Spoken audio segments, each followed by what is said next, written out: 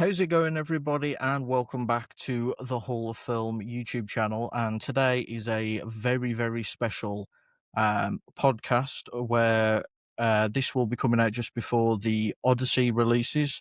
And we are doing a Christopher Nolan deep dive. Now, you can't talk about Christopher Nolan without one certain person, and that is the question queen herself, Heather Stewart. Heather, thank you for joining me on this Of course. marvelous. Yeah.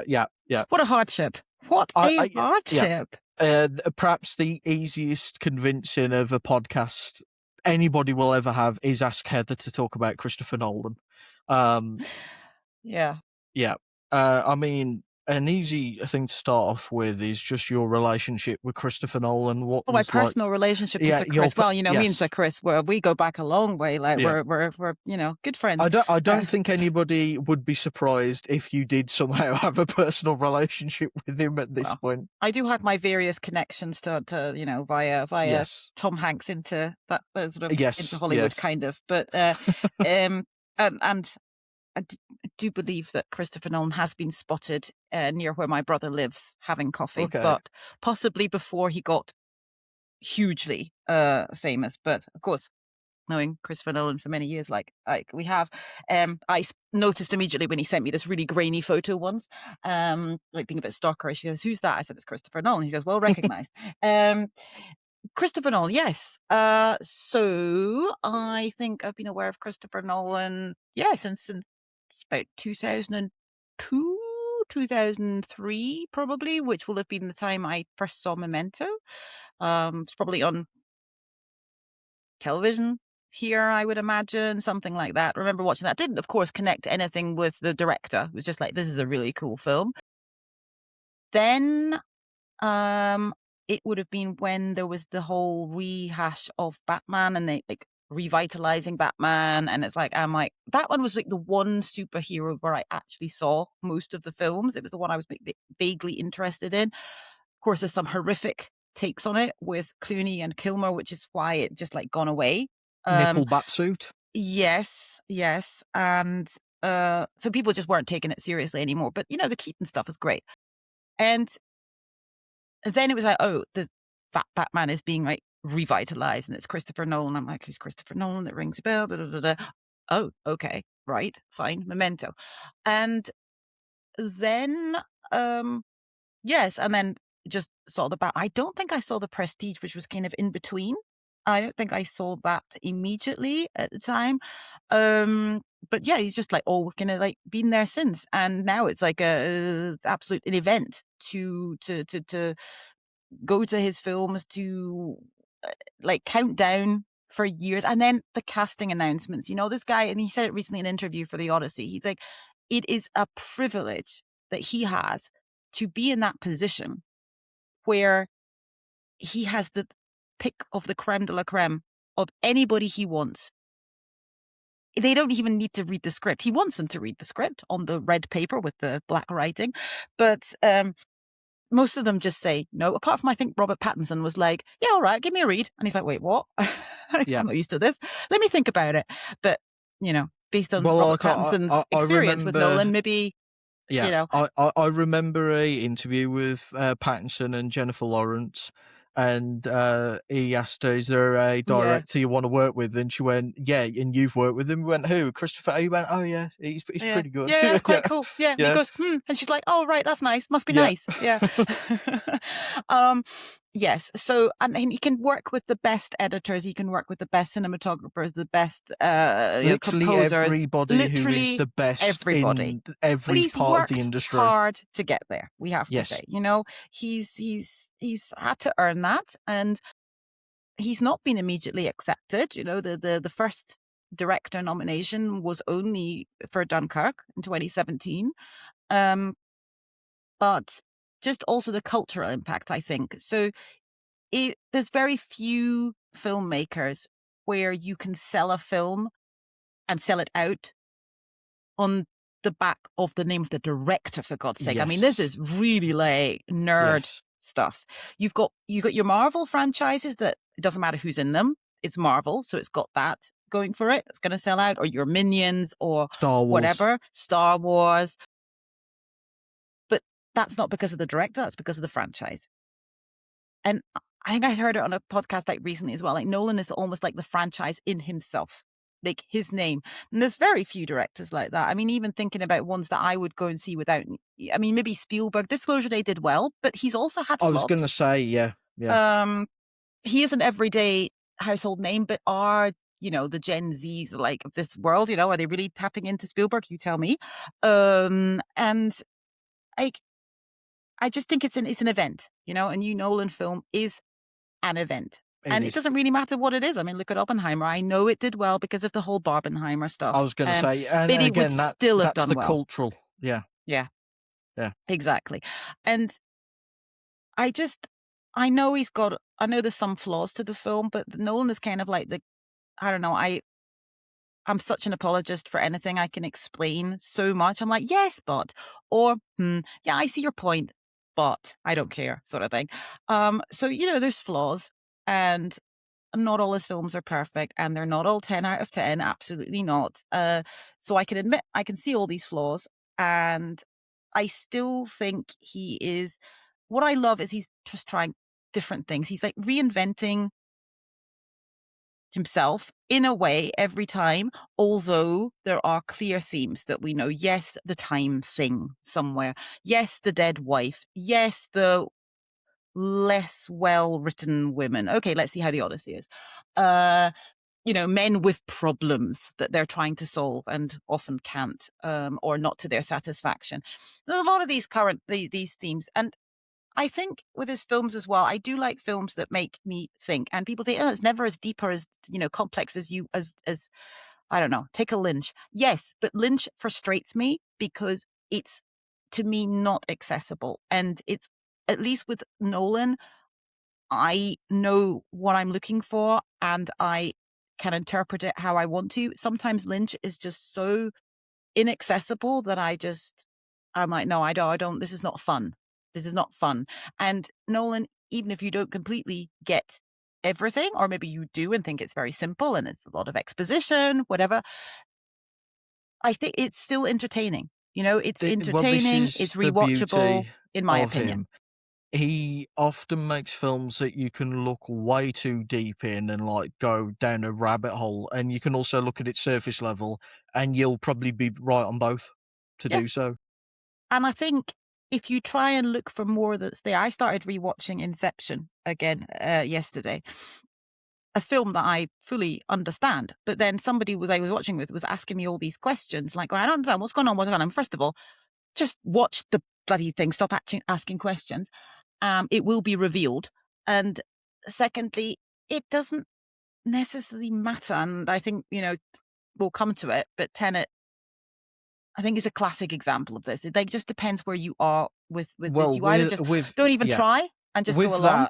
that, when I was on Movie the Needle and we were talking about it, me and Cole were both saying, like, that's one of the films, don't read into it too much because then you'll make yourself just insane. Like, he tells you exactly what it's meant to be in the film, and then people will still go, "Oh, but there's no deeper meaning." It's like, no, there doesn't have to be. Like, it tells you at the beginning how to feel about the film.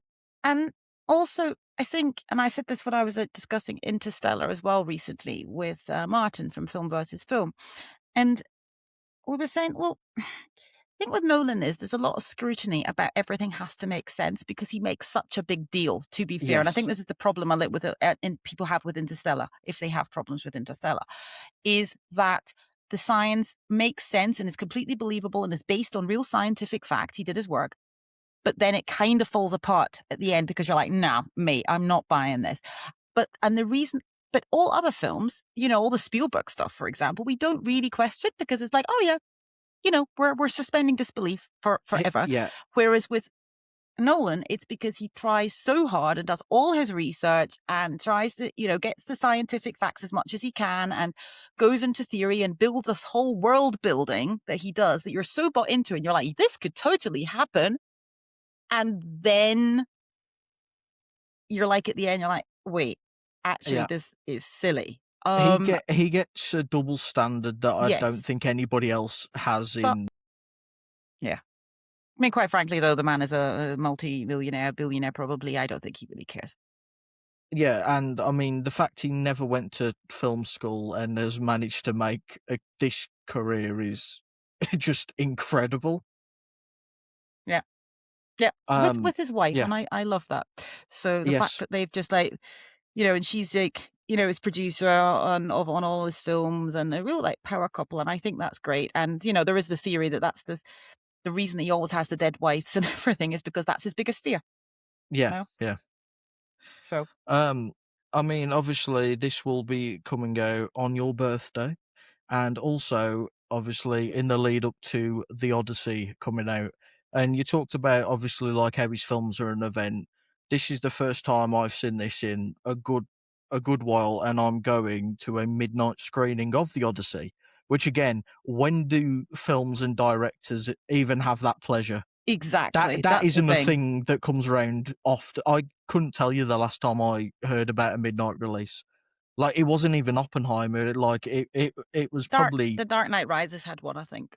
it was Mm, probably, that long ago that, yeah. the last time I remember midnight screenings being widely available. Of course, obviously, soon as tickets went on IMAX, all the IMAXs Mm. in the country sold out. In America, like, every single one went out in a couple days. Like, it is an event, that we're building up to, and, well, I guess what is your kind of overall feeling and vibe towards the Odyssey? Are you excited or are you a bit apprehensive or No, I'm very excited, and I'm trying to, like, kind of dampen stay a your bit chill. expectations? Yeah. Yeah,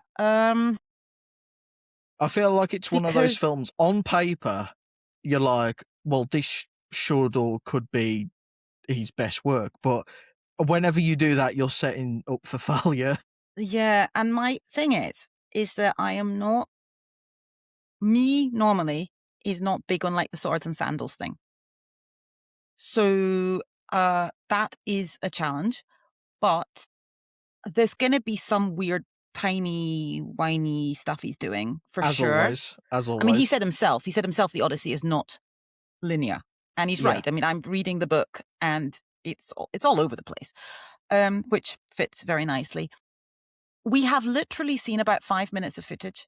Like, in the trailers, they just recycle the same stuff over and over again, and every time I, like, look at a trailer and I have to send it to my brother and I go, "Wait a minute, hang on, what's new here?" And he goes, "Ugh, I think there's a new shot of that, but, like, also they're not saying anything else. Oh, and I think there's a different angle on this shot." I mean, it's literally it's the same 5 to 6 minutes, apart from if you saw the prologue that was shown, I think, before Avatar, the 5-minute prologue, as well, which I have seen on some really dodgy recording.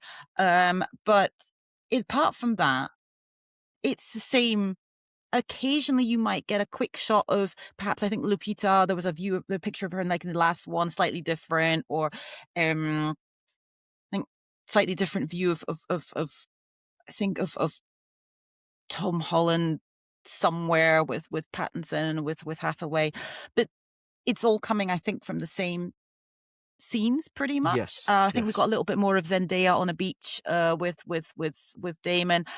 Uh, but as I say, this film is 2 hours, 52 minutes, and we've seen, like, 5 minutes, and people are judging it on that, which is like, Yeah. come on. People Um, like to judge a lot of trailers, and I'll always I be confused. yeah. The only time I think you can justify that is if it's like a 90-minute film and they've released like 5 minutes. You're like, okay, you've give us the whole film here. Yeah, but also the thing is that this is what people complain about. You see too much in a trailer. And of Yeah, course now people are complaining about, you don't you don't see you're seeing the enough. same stuff over and over Again, again. the What's the double point? standard Nolan's kind of judged upon. Yeah, and also Nolan never cast white people and, like, women well and blah, blah, blah, blah, blah. And sorry, always cast white people, excuse me, never cast people of color, always has a very white cast, etc., etc., etc. I'm sorry, but the Odyssey, I mean, sorry, Oppenheimer, what were you supposed to do? Like, facts. But, and here, because it's a myth, people, it's not real. He's gone woke, apparently, and I'm like, oh, come on. I mean, objectively speaking, please look at Lupita Nyong'o. Is this not, like, one of the most beautiful women in the world? Is it not believable that this was the face that launched 1,000 ships? I think so. You know? And She was born from an egg. And quite frankly, this is probably the only rant I'm going to go on today, but like like it's not real, first of all. And Yes. secondly, um she's just as likely to be black than to be a blonde-haired, blue-eyed German. Yeah. Like Yeah. she was portrayed by Diane Kruger. I mean, what are we doing? Also, it doesn't matter. And it was, "Oh, it's not historically no, historically inaccurate would be perhaps casting Michael B. Jordan as Oppenheimer, maybe, Yes. you know? Yes. Yeah. But This isn't real. this isn't real, and it really doesn't matter. It's like gods and monsters and Yeah. and And it's there's been multiple translations and versions over the many yeah, I centuries don't and know. millennia. Yeah. Yeah, anyway, It's it's today is the world confusing. premiere. As we record this, today is the world premiere in London. Uh, so I guess then the social media embargo lifts, at least for non-spoiler reactions. I Yes. don't know whether I'm Yes. going to look at those. I don't know. I don't know. I think I might I just go like mute until it I comes out. always try not to, but Mm. obviously in the age on the internet, you will be seeing it everywhere. Yeah, I'm just thinking because he has a habit of like, having surprise cameos. That's what I want to avoid. I want to be surprised. Like if Yes, somebody yes. pops up somewhere, like, Robert Downey Travis Scott, Jr. or pardon? or the Travis Scott Yes. Well, we know about that. inclusion. Yeah, Yes, we know about yes. The that. reaction to that was hilarious. Oh, and also, It's not historical accurate. There's a rapper in there. It's like it's not historical accurate. well, The and the Christopher cy- Nolan did explain, the but Cyclops is in this. Like exactly, no, what do you yeah. want? He does practical effects. He's good. He's not found a Cyclops somewhere though. He's No, not that exactly. good. Yeah, you were Yeah, saying that the other day. yeah. I mean, I think so. I'm going into this like thinking it's going to be a technical player. I mean, a lot of people are like, no, it's going to be across the board and acting and screenplay and director and all this kind of thing. I'm like, look, let's just assume it's going to be a technical player and anything else is a bonus. Okay. So, it is a blockbuster. It's gonna do well at the box office. Um, People say that, like who was it? Somebody said Samantha Morton's is the first performance. It's the first time that somebody said a standing ovation from cast and crew since Heath Ledger. I'm like, okay, fine. Still, her role is probably 2 minutes, so that's not going to do anything. Um, I It's obviously it's going to be epic scale. It's all practical, like you said. It's going to be the cinematography is going to be amazing. The score, from what we've heard so far, I can tell Ludwig is on one again. Ludwig always does Yeah, Ludwig and phenomenal Heute, they scores. are going to be bringing it. I trust Jennifer Yeah, Lame, I think it is. yeah. She was amazing in Oppenheimer. She is such a great editor. I trust her. She's got all the best people again. Below the line, it's going to be fantastic. Above the line, it'll probably be good. I think people just need to realize it's not, well, potentially temper those expectations. And it, Oppenheimer was very different, and it was, for want of better words, it was a little bit awards baity, even though it was, the weird timeline stuff going on. All I think biopics are. exactly, it's a biopic. And well, yeah, sorry, his production design also looks incredible. And so you say below the line, I think it's good It's for six going. or seven. You Yeah, I know, was going to say but it's more, technical. It's what does it probably do going to above? sweep. What Yeah, does it do above? Oppenheimer got the screenplay nomination, but didn't win. So, which was interesting. And I don't know. We'll see. People are saying just because, for example, they're saying, oh, so and so is doing his or her best work ever. Okay, that's great, but we don't know what else is coming out. And we've learned over the years, it doesn't even matter. If you get into your head like this is Tom Cruise's year, he is going to win. It doesn't matter. This is the narrative. This is what we're doing. That's just the way it is. Or it's yeah. John Malkovich has got something, if they're like, okay, these people are overdue, and that's just the way it's going to play out. Not much you can do about it. So, as I say, above the line, I remain skeptical, just not because I don't think it's going to necessarily get into picture or potentially like director, but just because I think it's best to, before we see anything, just to assume it's going to be a technical masterpiece, as they always are, and it will get those below the line noms, and let's see what else. I think one thing that could be safe to assume is that Matt Damon will probably be getting nominated because, Um, well, if he's on, I mean, if I he just don't know. if the writing's really good and he's having a good day and he's on form, he can produce really No, good but I'm not saying like he'll yes. win. I'm just saying Mm, again, this is where the awards might get sucked into. Oh, it's a Christopher Nolan film, so yes, we've got but to nominate which someone. which which of Christopher Nolan films has had its main lead actor nominated? Well, other than Oppenheimer, Exactly. yeah, That's it. yeah, yeah. But it's one of them. After he finally got over the line with that, the Academy likes the favourites. They might just go, "Oh, it's safe. Everybody's going to enjoy this nomination." You know what I Yeah. mean? Look, this is me just being, No, no. you know, I'll probably end up walking out going, "No, don't nominate him." But I also wouldn't be surprised if he does. I mean, quite frankly, like, if this is Pattinson's nomination, great. I think Yes, I agree. Pattinson and Hathaway will get something this year because they're in Yeah. so much and they're doing such Anne good work. Hathaway is trying her goddamn best. She's in She like is. it feels like she's in about 10 films this year. Yeah, now she's doing all the promotion and she's like 6 months pregnant. So it's like, okay, good for you, Yeah, man. she's working. She is busy Yeah, she's busy in many ways.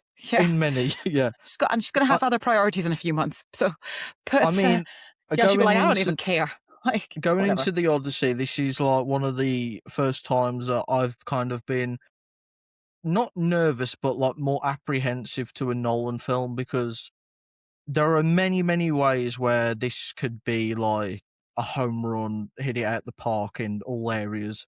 And there's then I think this is like the first time in a while, there's a lot of factors there that if they're not on point, it could really dampen my feelings towards the film. Yes, and I also think critically, I think the expectations are so high. So if it doesn't meet them, people are going to have the I daggers mean, out like very let's be quickly. real. He's coming off his last film was Oppenheimer, which was sensational and just as arguably as like good as he could do, and that's going to be compared to it. That's the This is so problem. different, though. I mean, Oppenheimer was people talking in rooms. This is Yeah, not that.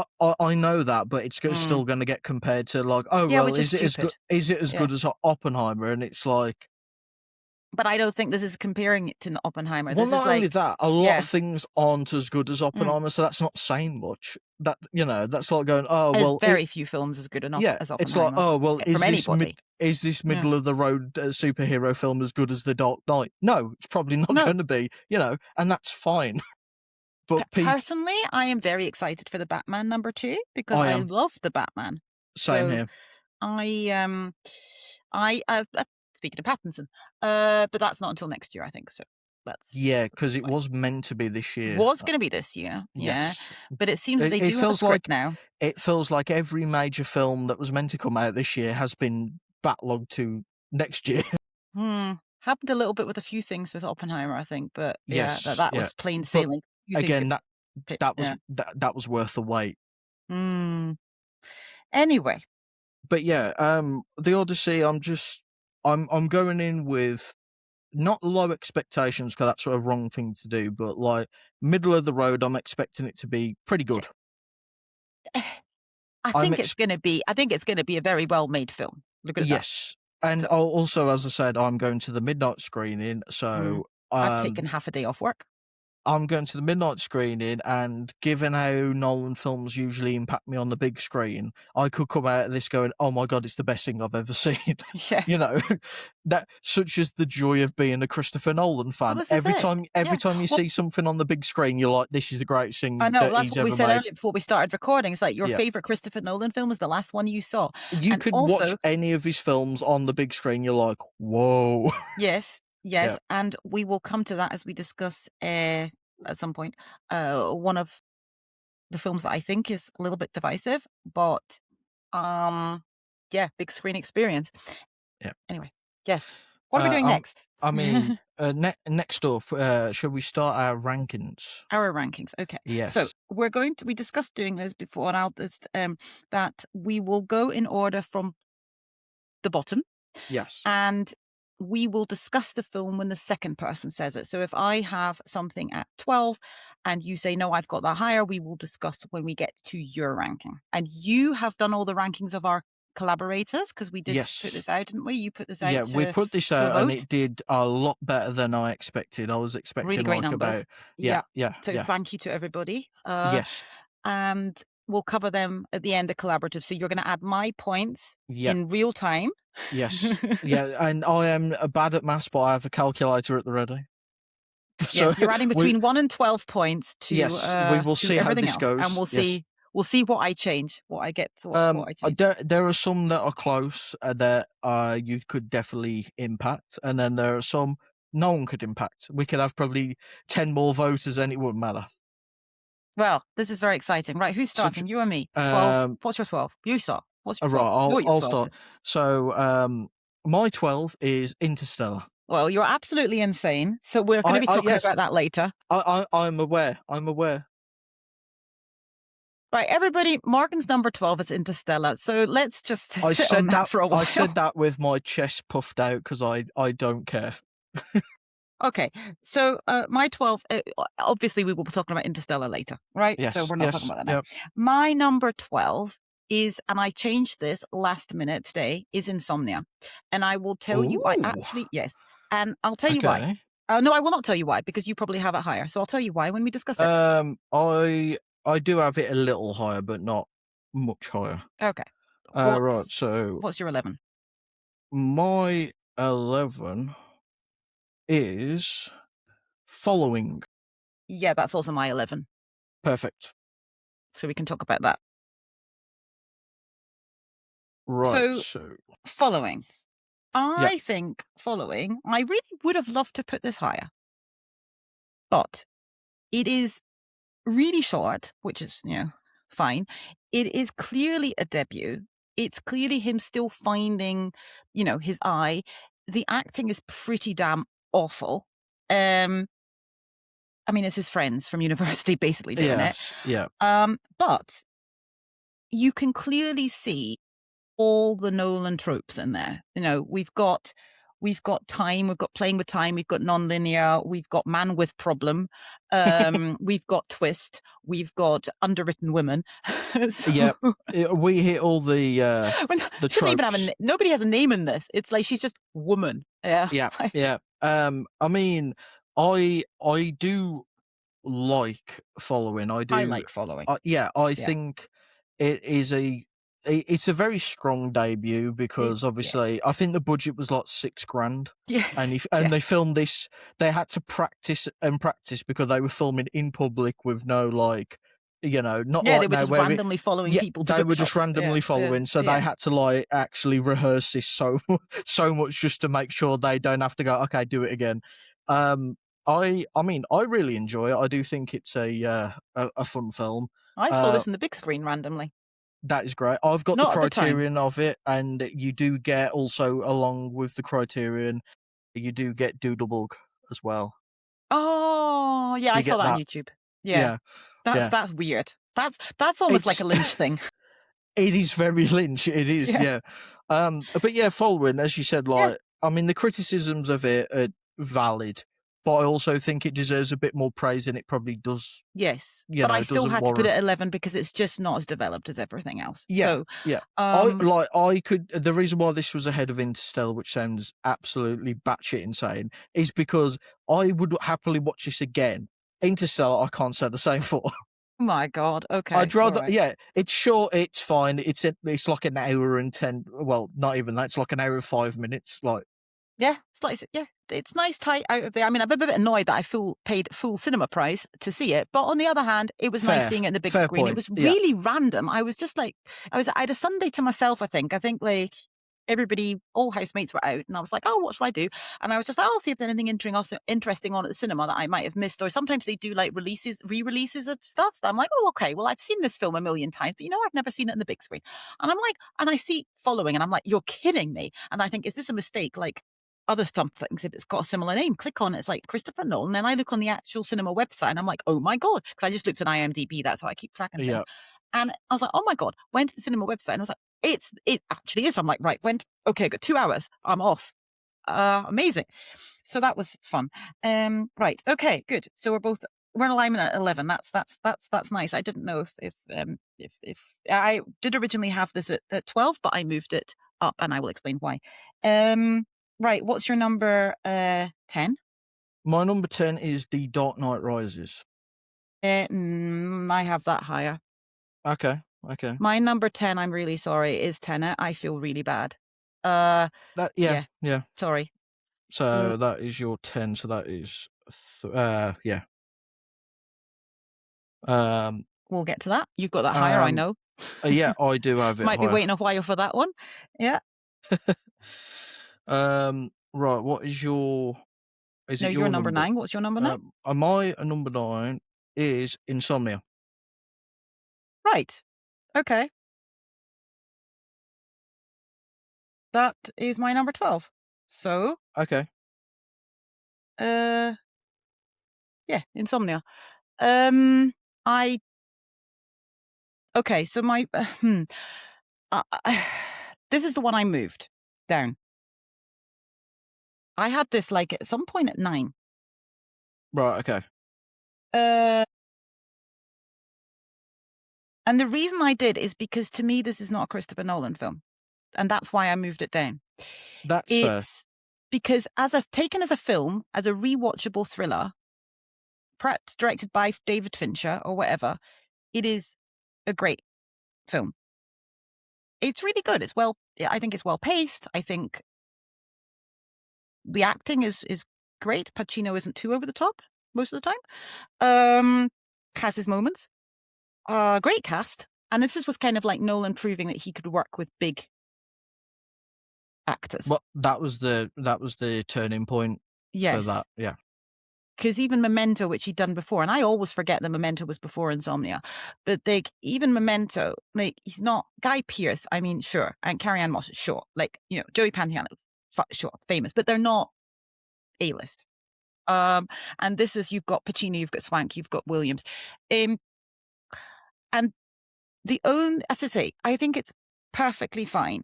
I am not rushing to go and watch this again because to me, this is just like a kind of standardy thriller. Yeah, there's parts of it, like in the cinematography, which is just, a little bit different, or how he creates like, tension. But to me, this didn't have to be directed by Nolan, and we know it wasn't. He didn't write it. I think he did rework slightly the script, but he Yes. didn't. I'm not watching Insomnia and thinking, oh, this is quite obviously a Christopher Nolan film. I am watching Insomnia thinking this is a thriller that could have been directed by Jonathan Demme. It could have been directed by David Fincher. It could have been directed by M. Night Shyamalan, whatever. I'm not thinking Christopher Nolan. And that is the reason I put it at 12, because we were doing, if I, as I say, I've had it at 9 before because I think it's perfectly fine. I think it's good. But there's nothing that jumps out and says, this is obviously a Christopher Nolan film, really. So Yeah. that's why I put it at 12 for that reason. I really enjoy the film. It's kind of one of them. If it was written and like as you said, like a Christopher Nolan film, this would be higher up, even more so for me. I mean, Al Pacino is the perfect amount of Al Pacino in this. And it's nice because of when he goes full Al Pacino mode, it's justifiable because he's got insomnia and he's sleep deprived, so it kind of fits the emotion. But I mean, I think that one of the main selling points for me with Insomnia and just why I love it so much is Robin Williams. Just is incredible in this. It's And such a against shame. type. It's such a shame he didn't do more sadistic villains because Mm, he is he's so good so in this. evil. Yes. He's incredible. Because Mm-hmm. there's still like the smile, and you're expecting a comedy role. Like when he smiles, you're like, oh, a funny line's coming, and then it's something sadistic. You're like, oh, okay, never mind. This isn't. Yeah. It's like when you see Jim Carrey in a serious role, it's quite jarring, but you're like, why doesn't he do more? Like Yeah. he should have done more roles like this because he's terrifying at points in this. But yeah, I just really like it. I think it's a really solid thriller, Yeah. and I I really just agree. have a good time with it. Yeah, I agree. yeah. Where did Yeah. you put Tenant? Sorry, before I forget. Tenet. I have at 10. 10, right. Uh, 10 at 10. Hmm. So that was your number 9, right? Insomnia. Yes, it was. Right. My number 9 is A Dark Knight Rises. Right, okay. And you had that at 10. I had that at 10, Yeah. yes. Okay, so we can talk about The Dark Knight Rises now. Yeah. I mean, of the 3 Batman films, I definitely think it is the weakest, but that doesn't mean that it's the worst by any means because again, I think it's a really solid film. Obviously, the main takeaway point of that is, of course, Tom Hardy's Bane, which is incredible. Like, I would have been perfectly happy if Nolan had just done a Bane film because that would have been like super interesting. And I love we get the whole backstory and everything behind the character. Um, I think the reason why I have it personally lower, I do think it's the weaker of the Bale. Like it kind of feels like he's a side character in his own film for Well, he's me in like that in this. the second one too. Yes, but he's still like very good. Like it's not because I feel like they kind of put him on the back seat. I think it's just Ledger's performance is so good. Whereas this, I kind of feel like he got pushed a bit on the back seat because like Mm. for a majority of like one part, he's just in the prison trying to get out, and then like as I say, like it feels like a bit like that. I do think Hathaway was. Eh, I wasn't blown away by her Catwoman. Not that we got like a lot of it either. Um, but that was like the one of the Batman films that I do. You kind of feel the runtime. I feel Yeah. So this was the film that I was referring to, like with the theater experience. So this is like I so there was such a build up to this because we'd had The Dark Knight and then there was 4 years. And of course, The Dark Knight was The Dark Knight. It was what it was, the whole cultural impact, the whole Heath Ledger of it all. Um, Obviously, he was supposed to be in The Dark Knight Rises, and I do think that if he hadn't tragically passed away, that The Dark Knight Rises might have come faster. But I think Christopher Nolan, there actually was even talk if there was going to be like the trilogy, if he could even make this film, and it did take a while. And I think he would have come out with it faster if because he had a vision to continue with the Joker. I don't think the Joker would necessarily have been the main villain, but I think the Joker would have been in it. just And imagine obviously, though you can't recast it. Heath Yeah, Ledger's Joker and Tom Hardy's Bane in the same I mean, film. Yeah, amazing. And you poor still got a Christian little Bale. snippet of, Yeah, by the way, Cillian Murphy's Scarecrow in it, which incredible scene. That's one of my favorite perfect scenes. for it. Yeah, Is the death by exile, the the kangaroo court. My favorite scene, you just mentioned it. My favorite scene is the pit scene with Bale jumping out. That's it is great. amazing. Anyway, seeing this in cinemas, you had the whole build up, and of course, really invested in the whole Batman stuff. And you've been waiting for years, and it's like when the new Harry Potter books were coming out. You're always like, wow, when's it coming finally? And then I remember going to see this like opening night, packed, packed cinema, and it is. I came out of that going, that is like the best film ever. Oh my god, I was shaking. I was like euphoric. Everybody clapped at the end. I mean, we live in Germany, people don't do that. Like, everybody was clapping, was whooping, was hollering, and it wasn't bothering me. See Project Hail Mary, sorry guys. Like, well, that was see. I do enjoy fun stuff You occasionally at the do. theaters. Oh my goodness. Oh, anyway, and then I had to go for a drink afterwards. My friends, I'm sorry, we can't go home. We need to go and have a drink and talk about this. And of course, she wasn't really into the whole Nolan and the Batman, like, you know, thing. And I'm just talking at her. And I'm just like, ah. And, but then, and so I'm like, right, this is the best thing ever. This is the best trilogy ever. This is amazing. And, goosebumps and incredible. And yes, I remember at the time thinking that Marion Cotillard's death was appalling. And I also guessed at the end of the twist, like I guessed it. I'm like, it's clearly her. It's like, this is it. She has faked saying that that's clear, that Laurie at the end, like, that was so obvious. But then you also had the thing with Gordon and the little thing with the coat. And I'm like, I don't even care. And then the whole, is he going to escape? And then the scene in Florence. And I'm like, and, but going back to it a couple of times, I'm like, I really enjoy this film. I think it's got some incredible set pieces. I think Tom Hardy is great. Cillian Murphy is always good in this tiny little role. Um, it gets a lot more shit than it deserves, quite frankly. And I It think people does. are comparing it. They do compare it to The Dark Knight, and it is not The Dark Knight. Yeah. And but I It's still very think much it's an one of those impeccably made films. film. It's very much one of those films people either have it like top 3 Nolan or like bottom 3 Nolan. Like Really. there's few times like in between, I feel like, as well. Like, as you say, it does get more shit than it actually deserves. Yeah, people focus on things like, who Marianne Cotillard is playing, how she plays that and everything. And they've and also the kind of the whole Robin thing at the end. There's a lot of cheesy Well, stuff that as you he's trying said, to as tie up, but it's yeah, like, as well as you said though, people compare it to The Dark Knight, and that's the kind of downfall of some people's yeah, opinion. yeah. Which, So yeah, yeah, I mean, we both have this 9 and 10 respectively, right? yeah, So,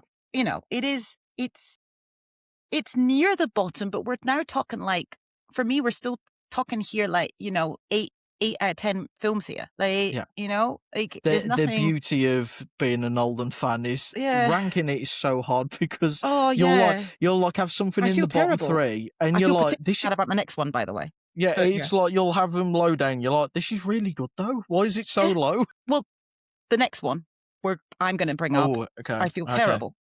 right, and that is, At number 8, yeah. I have Batman Begins, and I feel awful. Oh, okay, right. I also have that up next. Okay. Yeah, Why do we have it so low? I don't understand. It's so good. yeah. It is good. It's a perfect origin story. It's the one film where I think Bale is actually leading in a way. And I mean, he's obviously the lead in the other ones, but you said it yourself with The Dark Knight. In Dark Knight Rises, sorry. He takes a kind of a backseat to everything else. And obviously in The Dark Knight, he is not what you remember. And this is the one where it's his origin story. And it is an incredible origin story, not orange story. It's an incredible orange. I'm doing it again. I can't say it. Origin. It is an incredible origin story. Yeah. And it's so good. And It is. I see, I didn't rewatch this one in prep because I'm like, I know the Batman ones inside out. But as a result, I think they've all kind of moved down as I've rewatched That's other fair. ones. Yeah, yeah, yeah. I mean, it is like when people try and do the origin story of a superhero, Batman Begins and ironically Matt Reeves' Batman, I think, are the two So good. examples where you Yeah. go, do this. This is how you do it. You know. Not like Joker. Yes, exactly, exactly. I mean, also you get Liam Neeson, who is a great antagonist in Great. this as well. But yeah, as you said, it feels like it shouldn't be so low, but it I feel is, terrible. and it's really really good as well. It's got like Tom Wilkinson is in it. Cillian Murphy's incredible as the Scarecrow. It the scene It on the ticks ice so when he's many doing his boxes. training. Yeah, it ticks so many boxes, but it's still low. Yeah, I'm trying to. I haven't. I see. I've got notes, and I do not have a single bad point on why I have this so low. But I I'm just the have to put same. other things above it. I'm the same from here on out. I'm like, these are all near perfect or Yeah. perfect films, and What are we I've got doing? some. Yeah, yeah. It is very hard to rank. Okay, so we both had Batman Begins at 8. Right. Okay, Yes, 7. I have Memento. Yeah, no, I have that higher. We're going to be talking about that later. That's fair. That's fair. That's fine. This is where we're going to talk about Interstellar. Morgan, why do you hate Interstellar? Because I have it at 7. Why do you hate Right. Interstellar? Okay, so you've got it at 7. I do. I will just do the adding up so we can figure out stuff. So why Morgan hates Interstellar? Is it is a question that I wonder myself because every single Nolan film, barring Interstellar, on first time watches, on rewatches, I love and I get captivated by, and I'm like, hell yeah, this is great. Interstellar for me is the only exception, and I feel like the first time, if you'd asked me why, and I hadn't have rewatched it for this, I couldn't have really told you why. Like, I just didn't connect with it, and I didn't like have a good time with it. I mean, obviously, the one thing I will say, technically, it is goddamn beautiful. Like, it is a technical masterpiece. But I do feel that it is, I mean, I know Nolan, obviously, because he always does this, as we mentioned, he really went in depth with learning the science of it all and everything. I did feel like, though, when the really sciencey bits are happening, I felt like I was watching a Neil deGrasse Tyson podcast. Like, there's a lot of explaining to the audience in the film where I kind of feel like I'm being called stupid, where it's like, oh no, this is how this works, and it's like Yeah. there's a lot of mansplaining in the film. Yeah. Um, Although a d lot of it's being done by a woman, because yes, Anne yes, Hathaway does a lot of it. Yeah. yes. Mhm. I do think the character development is paper thin on the characters. I am not emotionally connected to it, which I know will baffle people because they always cry at it, but I cry at a lot of things. This just doesn't do it for me. Um, I also hate with a passion that he spent all this time going in with all this technical stuff and the science stuff, and then the goddamn end is, oh, love transcends everything. Yeah, that Like, was where no, I was that's like, that's the "Come one on." time a Yeah. twist in a Nolan film I felt betrayed watching that film. Like, I felt like I got slapped in the face. Yeah, Also, that annoyed Timothy me. Chalamet growing up into Casey Affleck No, was that was perfect, and I will it tell you why that was it perfect, was perfect, it's just a because very you jarring thing to say. yeah, but Yeah, if you watch Ocean's 11 and you see a Casey Affleck from Ocean's 11, which is like in what, 2000, 2001, he's a spitting image of Timothy Chalamet. So it actually yeah, made yeah, perfect sense. yeah, And I hadn't seen the vision either of Chalamet becoming Affleck until I rewatched Ocean's 11 yeah. like a few months ago. I I was I like, oh my God, it's actually Timothy Chalamet. I just feel like it's a very clunky, bloated film, Yeah, it is. ultimately. As I say, like, it's the one time I felt like I was getting just bashed over the head, being called dumb. So, yes, I had Interstellar very low uh, for a while because, just as Sir Chris intended, my only viewing had been on a plane and a small screen. Then it was re-released for the 10-year anniversary, and I was like, okay, I'm gonna have to go and see this thing on the big screen. I have to do it justice. And then I was completely blown away by the visuals, by the incredible cinematography, the effects, the score. I know it's manipulative. I don't really care. The just everything, the whole technical stuff. So I do wonder if this is going to be the parallel to the Odyssey, because we were saying the Odyssey below the line is, we know it's Hope going to not. be a masterpiece. I hope not. Yeah, sorry. Yeah. Yeah, because if so, that's gonna But go. on the other That's hand, gonna though, be the like, yeah. Odyssey is at least borrowing from uh source material where there is characters, And although there as well, we know that the I characters will are quite say, thin in places. So, Matthew McConaughey's never moved me particularly mm, as a actor. don't love him. Generally, I He's think he's fine. very good in this. Yeah, I was not Yeah. moved by But his the thing is, performance. if you're just generally low in the film and you're going in and you're being, I think I Well, here's a I weird kept thing. I'm hearing with yeah. people, "Oh, on a rewatch, it gets so much better." It got worse in my Hmm. opinion. So, okay. So I recently rewatched The Curious Case of Benjamin Button, Yes. and I had exactly the same as you with Interstellar. I went in like knowing that I didn't enjoy it first watch, hadn't seen it since it first came out, never felt the need to, but our friends at Moving the Needle were doing a mash flicks, and it involves this basically. So sorry, spoiler. I don't know if we're supposed to reveal that, but anyway, it involves this. And I went in, I tried to be open, but I think in my subconscious, I was like, "Oh, and it went down. for me as well. And because I just went in and I'm quite cynical, and I'd have people saying to me, but if you revisit this like years later with a lot more life experience, etc., it will maybe click for you. So one of our friends on the Discord, Peterson, W. Hill, he said, "Oh yeah, I liked it when I first saw it, but I loved it when I saw it like 12 years later." And once he'd had kids, once he'd had, whole life experiences and stuff like that.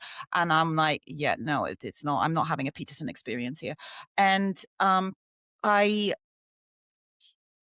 and I think you're possibly similar with Interstellar. It's like you just have this certain not saying that you're a cynical person, but I'm saying you just had a sort of certain degree of cynicism anyway, which you just naturally bring to it, and it's not going to move you in that sense. Well, So, I'm yeah, quite lucky where I can it kind of works or put it doesn't. my feelings aside with films on, even if I Yeah, didn't like them, and I can give them another chance. And as I say, I yeah. felt the runtime even more. But I do find it Wow, interesting wow, because wow, wow. Okay. I saw a interview. It was a podcast actually. Mark Kermode, the film Right. critic, Hmm. and he was talking about Interstellar, and he mentioned like when Timothy Chalamet was doing his Oscar run, he sat down and watched a Yeah. couple films that he was in, and he sat down with Nolan, and Nolan said that he always felt quite hurt by the fact he got called a cold writer, like an emotionally cold writer. And then he then went on to write Interstellar. That's why I always feel like it's very like begging me to feel, because it kind of was Sir Chris going, Yeah, and the I score. no, Mm. I can write things that make people cry. It's like you Yeah, well, he didn't did. need, yeah. But Well, he did not for me. As I said, it worked the complete opposite with me. I think, yeah, and this one is very much like a love letter to his kids because it's like Yes, I was not around for your growing up, basically, or I was on production a lot of the time. I missed a yes, lot. I think the working title for this was Flora, which is his oldest daughter. It's his most personal film, and I mean, we were saying like he does so much research on the science, and then it kind of all falls apart with the Tesseract like thing at that's the why I end, was and you're confused. like, really? He bothered doing that much research just to go, oh, it's love. Yeah, yeah. That's kind of, but I just so. See, this I've done a film versus film with Martin on this, and we did Interstellar versus another film. I think it'll be out now when this comes out. But um, and I had to give Interstellar really high marks on like the production, the direction, all this kind of stuff. I have to because it is impeccably Yeah, made. even like And I'll go even the that far, acting, I was obviously. like, yeah, it's fine. I mean, it's not like I still gave it fairly high marks. But where I really pulled it down was the screenplay because That's there's fair. I just I I do think it's the worst script he's wrote personally. hmm, Hence why it's my hmm, last. Because there's a interesting. lot of again, I'll always admire him for taking big swings. Like he doesn't go, "Oh, I'll do this safe." Like with this, he went all the way out there, and it just didn't work for me. And Yeah, but that's fine. and That's absolutely fine. that's yeah, And that's the beauty of like discussing films. And I think, I mean, I will have arguments with people about Tree of Life until I'm blue in the face. I absolutely despise that film and I do not connect with it. And I know there's people out there who say it's the best film ever yeah, made. yeah. And I'm like, well, that's really nice. I'm very happy for you. To me, it's a Windows 95 screensaver with Brad Pitt, which is not going to help. Poor Jessica, connection there, Jessica Chastain. Poor Jessica Chastain. She was put in, acting jail for me because she was in Tree of Life. And then, Yeah, and poor woman, I adore her. But she's in this, of course, as well. And that's kind of like saved her. And to be fair, Anne Hathaway has also said, she wants to, because she was also in acting jail and people hated her. And then Christopher Nolan said, I don't actually care because he's so offline. He's like, I don't care. I'm going to give Anne Hathaway like another, like he already had her in, Dark Knight Rises and gives her the role here. And she's often said like how grateful she is to him. And now look at her. She's like coming back for exactly. the Odyssey. So, And I now mean, everyone yeah, loves that's why I her. like Christopher Nolan. He seems to just like cast people without giving a shit about what Yeah. like other people Well, are as you saying or said, what the he's impression it might give. chronically offline. Like I Yes, think he's love got it. a I love Nokia. that for him. Yeah, he's Yes. got like a Nokia flip phone. That's all he uses. Right. Okay, we spent a lot of time in Interstellar. Yeah, but it's Yeah. warranted It because is, it's a big yeah, yeah. because I had to explain we were myself. way away. And I said, I think Interstellar of a lot of the films, I think Interstellar and I think Tenet for example, and we've already got that now because we still haven't come to your Tenet. Those It's up next. two plus another one are going to be the ones that are going to be very, very high for a lot of people and could be pretty low for a lot of people. Yeah, So yeah, there we go. yeah. Interstellar is one of them. Right. That was your. That was wait a minute. That was That my was yours. 7. What Yes. was your 7? Oh, that was Memento. So we've done that. So your Yes. 6 is. Tenet. Oh, okay. I thought you were going to have this higher. Fine, No, good. no, no. Okay. I I did actually had drop it this when quite high for you because the way reorganizing. that you were like talking Yes. about, how you were on like Again, moving like the needle now, with it. Yeah. now we're in like the area for Masterpiece. me where I'm like, these are pretty goddamn good. Okay. I mean, Tenet. It's just I Talk to me about I Tenet. Mm. I really really enjoy it. I think people overanalyze it to the point of, as I said, they drive themselves insane because I do think it's a very face value film. Like nobody should really be digging into it because it's. I don't think he made it with that intention. Like I can easily acknowledge the criticisms with people like Kenneth Branagh's Russian accent, as Mm. you bring up. And I do like, we made a joke on Movie the Needle that Aaron Taylor Johnson's character feels like a Call of Duty lead character come to life, and it's great. I love it. It's I the way Aaron Taylor Johnson also like for being what a lot of people I think of. I mean, I don't think so, but a lot of people see him as a bit of a himbo, Yeah. and the fact that he is one of the most complex lines to say Yes. in it is just hilarious. When we discussed like alternative casting, we said Tom Hardy because it's Yeah, basically an older version of it Aaron is. Taylor Johnson. Yeah, But yeah, I like John David Washington as the lead. I Like think he's I fine. Yeah, people weirdly criticize him so much, and I think he's actually a really good actor. But ever since that, I feel like he's been almost in acting jail, as you said, because like he was in Black Klansman before he was in that. It was like, okay, he's going to be kind of everywhere, and then he I was in his can't brother's remember. film a couple of years ago. That doesn't Yeah, count though. yeah. Robert Pattinson's great. Robert Pattinson is the win. He wins the movie, in my opinion. Yes, yes. As I said to you, like, I always forget the actress's name, but like the main actress in it. Elizabeth Debicki. Yes, I do feel like her. And again, I don't like to dog on actors for and going, oh, the crap or whatever. I don't think she was up to the standard or as good as the writing actually was, because I do feel like this was one of the times where he did write a really good role for a woman, because it was quite Mm. obviously complex with the domestic abuse and all. Like there was layers in there, and I do feel like she was Well, pretty she takes stoked. matters into her own hands as well, Yeah, doesn't she? As I well, do not a feel damsel like in distress. yes, Mm. exactly. Like there was a lot of layers for me there for her, and she kind of plays it so cold and like, just it felt like she didn't really go in depth with Mm. what was there.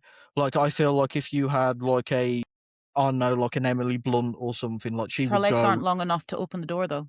yes, You needed to cast a 6'2" actress to do that. yeah, but I do feel like a more accomplished actress would have really brought that to life, like the writing, and Mm. that would have been a real standout of when people say you can't write women. I would have gone, oh well, look at that in Tenet, but you know, it doesn't work as much. But I love the time manipulation elements in this film. And again, I know people go to criticize that, but again, it really works for me. Uh, Mm. I, I said, and I made a point for the movie The Needle. I didn't rewatch it, and I managed to do arguments against the criticism and everything off one watch because I understood it. So when people say, "Oh, I've watched it 5 times, I don't understand it," I don't feel like people are. I think people are overanalyzing the film way too much.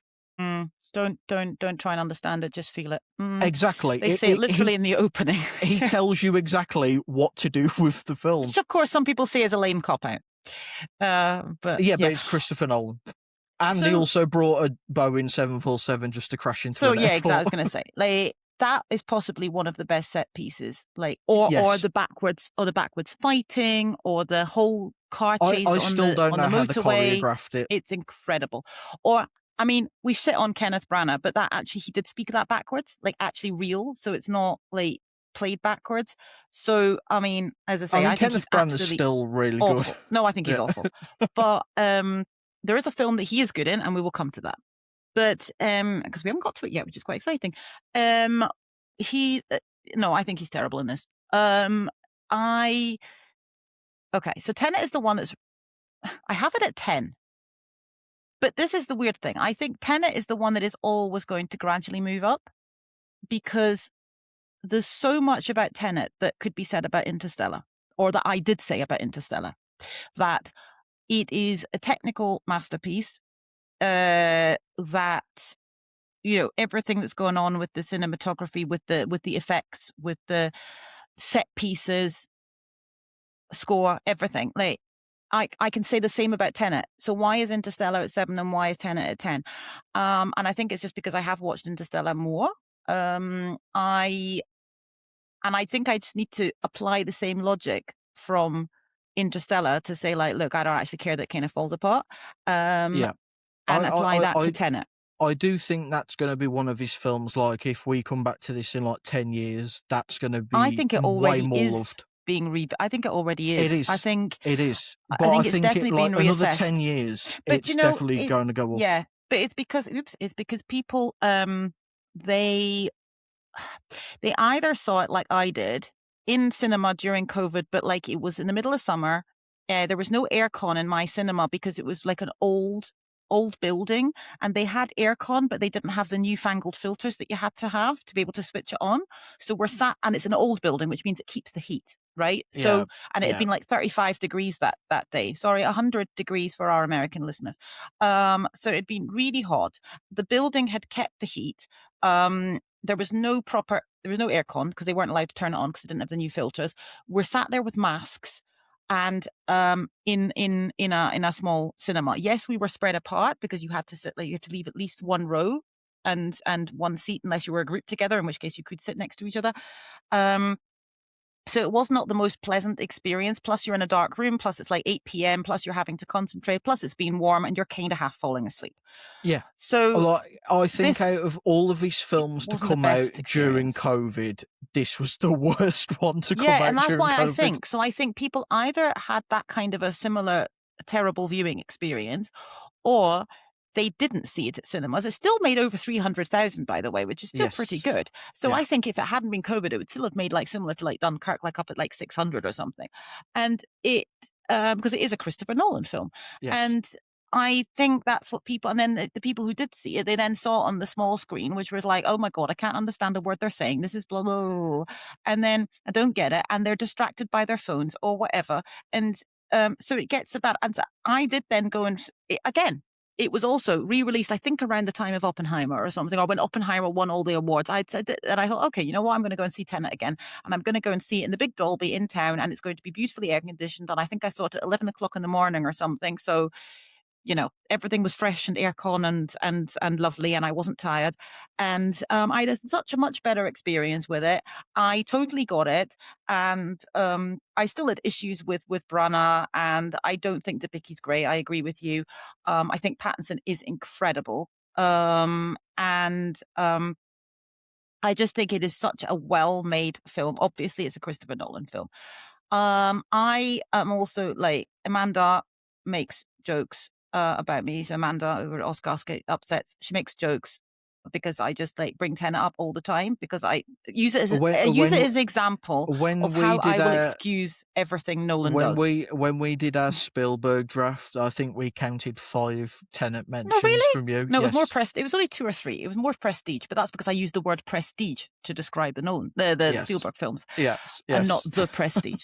No, I think with Tenet is because it's the ultimate sign of my being a complete Nolan apologist, because people go on about the sound and I'm like, "I'm sure it was intentional." And they're like, "No, Heather, I think it's just badly mixed." And I'm like, "No, no, no, it can't be. It's for a reason."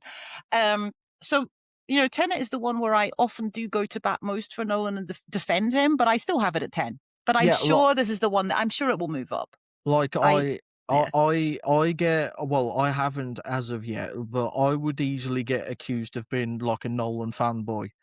and then they'd probably see my Interstellar There ranking we go. and then go, "Ah," And and that's then the one for the Nolan fanboys, seriously. and then Interstellar is yeah, like, and then they'd probably see Tenet and then go, God "Hang on, tier. no, he is a fanboy, actually." Yeah. That's a giveaway, yeah. Okay. Right, done Tenet. Light, lovely. Okay. We're at 6. We are.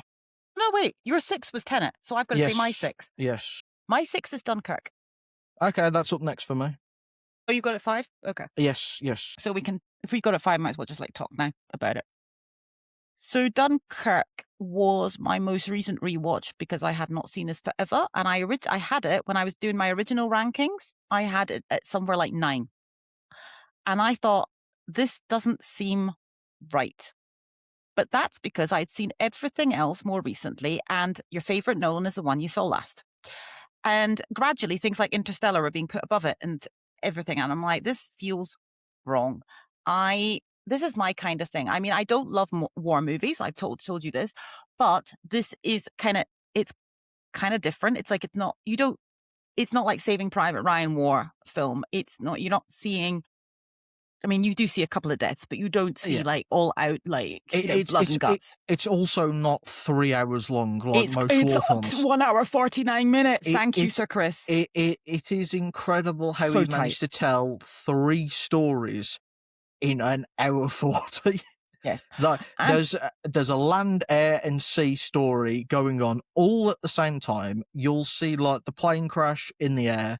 Then when you're on sea, you'll see the same plane, and it's beautiful. Kenneth Branagh is excellent in yes, Dunkirk. this Yeah, is the K- good Branagh performance. Cillian Correct. Murphy Yes. barely in Cillian it. Murphy. I walk away. Amazing. Yeah, he's barely in it. I come away going, "Oh my god!" Like we get a young Oh, Barry he's so good. Keoghan and Mark Rylance. Barry Keoghan is Oh, shite. Sorry. Barry yeah. Keoghan Well, ruins the film. I wasn't like praising him. I'm just saying we get a young He's in it. Barry. Mark Rylance, Amazing. just incredible as you'd expect. Tom Hardy's great. Underrated Jack Lowden. Yes, yes. Harry Styles isn't Not awful, bad.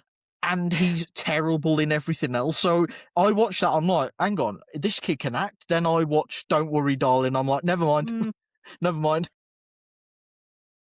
I think it's hilarious that that Nolan says he didn't know who Harry Styles was. And I'm He like, probably didn't, though. Let's be he had a real. 14-year-old daughter.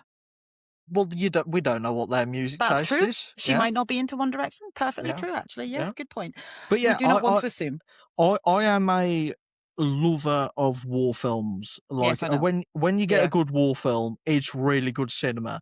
This is an excellent war film. Like this is, I really appreciate it's not done in the other ways, like you said, where it's like mass death and just all horrible. It's just like I, and again, I'll say this and I'll say it with my chest puffed out.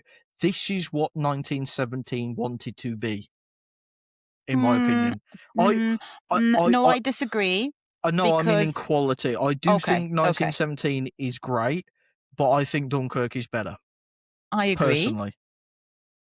but 1917 was going for a different gimmick. Yes, yeah, of course. Like the one The shot, one shot. which wasn't a one shot, No, but of yeah, course not. yeah. But I mean, again, both technical marvels. I just think the fact that Nolan managed to tell, as I say, 3 separate stories that all come And together perfectly in one you film miss in some an hour things. 40 is And what incredible. I was seeing is you miss certain things. And I'm like, wait a minute, hang on. Was that Cillian Murphy there earlier on who helps them? Like, Yeah. he is. And Yes. it's like, oh my God. I'd realized all the crossovers, like where there's like, okay, that Everything's plane will linked. be Yeah. end up being Hardy and Loudon and everything.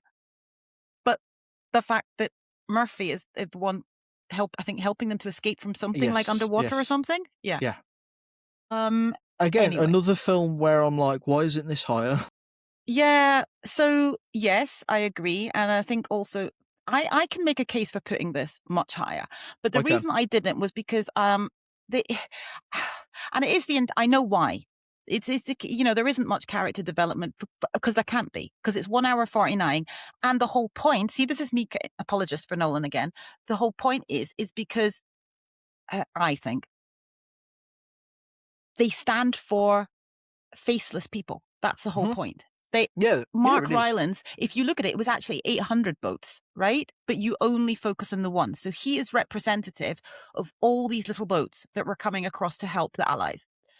Or, I mean, Hardy and Loudon, you just see what they're doing and their focus. And we have Michael Caine with his little cameo on the radio. Love it. And they're they're they're representative of the Air Force as a whole. They're And one of them representative of survives hundreds and of one of them thousands, doesn't. millions of people that Exactly. fought this war. Exactly. They're And not the only there thing for where you really character see this. development. Sorry, what? They're not there for, like, character development. They're there to basically be like, "Oh, yeah, we had, like, however many thousand fighter pilots on that day that didn't come home," and stuff like, and then the ending of Tom Hardy burning the plane. It might be my favourite shot in a Nolan film. Oh, the back, well, he does love a good from behind shot, so to speak. Yeah, Yes. yeah. Uh, don't know how It's else to say such a that. Sorry. it's such a good shot.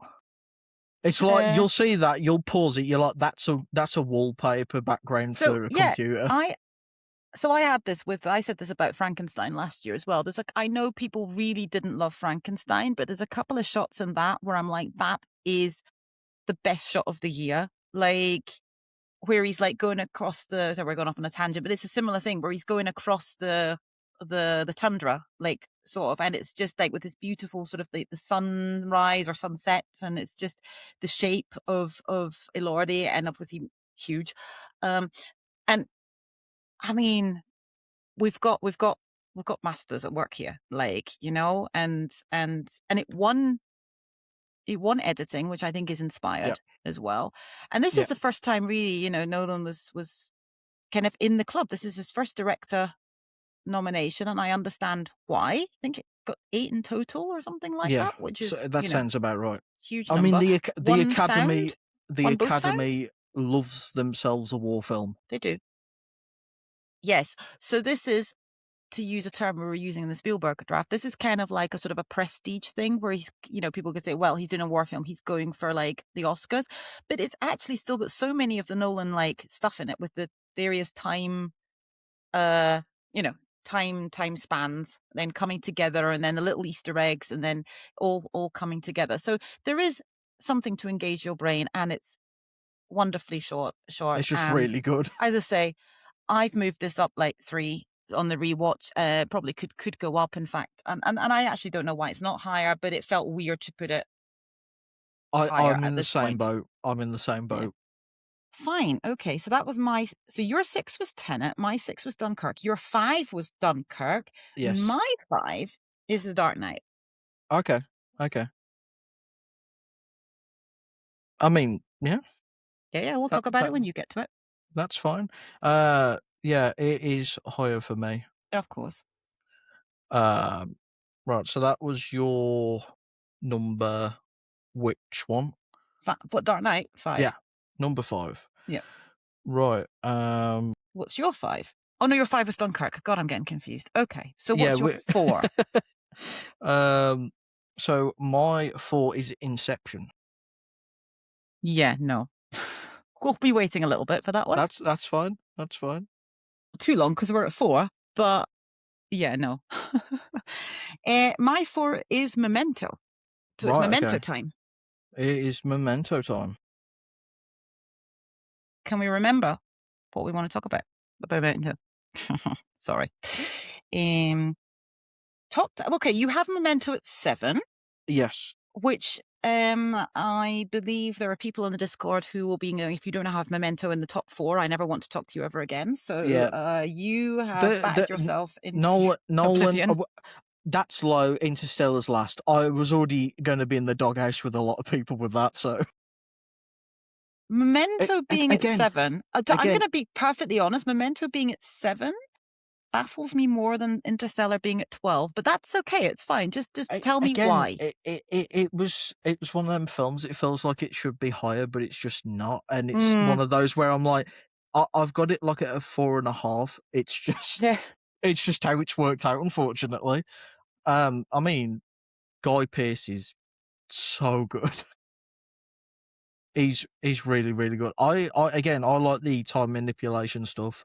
I like the fact you kind of have to click that black and white is one timeline and then the colored version is the other. Again, it is, as you said, it is one of those films on a rewatch. It probably goes up for me. Mm, I just didn't get around to yeah, a fair. re. Unfortunately, it's not streaming anywhere at the minute, and I Oh, don't have it on physical, so I just couldn't get around to it in time. Again, it's not like I've got any like huge negatives to say about it. Like I really enjoy it. It's just the other films ahead of it.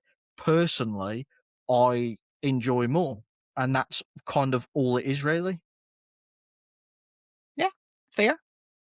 That's where I am with, like, things like Interstellar or Yeah, Dunkirk yeah. or even, Batman Begins and Like stuff. I'm It's not going to like, get on my soapbox and go, "Oh, it's shit," it doesn't work. I'm not. It's great. I just, again, I prefer other mm, things. yes. So for my detailed thoughts on Memento, please see my greatest movie of all time episode that I did with Tom and Dana in March, I think, this year. I have always had Memento high. Even without rewatching it weirdly, it was just one that I was like, I know I have this top 5. And I hadn't seen it for years. And I said this to Tom and Dana. I was like, I hadn't seen this for a long, long time, but I still always knew it was top 5. Um, but I also knew it wasn't gonna top crack the top 3. Like, there's n my top 3 are my top 3, and Well, they're not interrupting that moving. Uh, that's the thing for me. I had it and higher, and then some rewatches and other thoughts occurred, and then it just dropped to one or two places. but I think what I love about Memento is it is such a small film. When we compare this now to what Nolan is doing with the Odyssey with his 250 million budget, and that this was his second film after following. As I say, I always forget this. I always think it went following Insomnia, then It Memento, but feels it's like it not. should, Yes, but it doesn't. it didn't exactly. And it's so mature already. And there's all the themes in there. I mean, the literal premise is the dead wife. Um, and we have our weird time, and we have black and white and color, It's and all the we Nolan have tropes man with immediately. problem. Yeah, it's all Uh, the Nolan tropes it's immediately. all there. It's Yeah. all there, but they were all there and following as well, which is Yes. like, I it is just a bit tropey, as we say, but yeah. I there you go. just it is just crazy to think that a guy who never went to film school, that's his second film he ever made.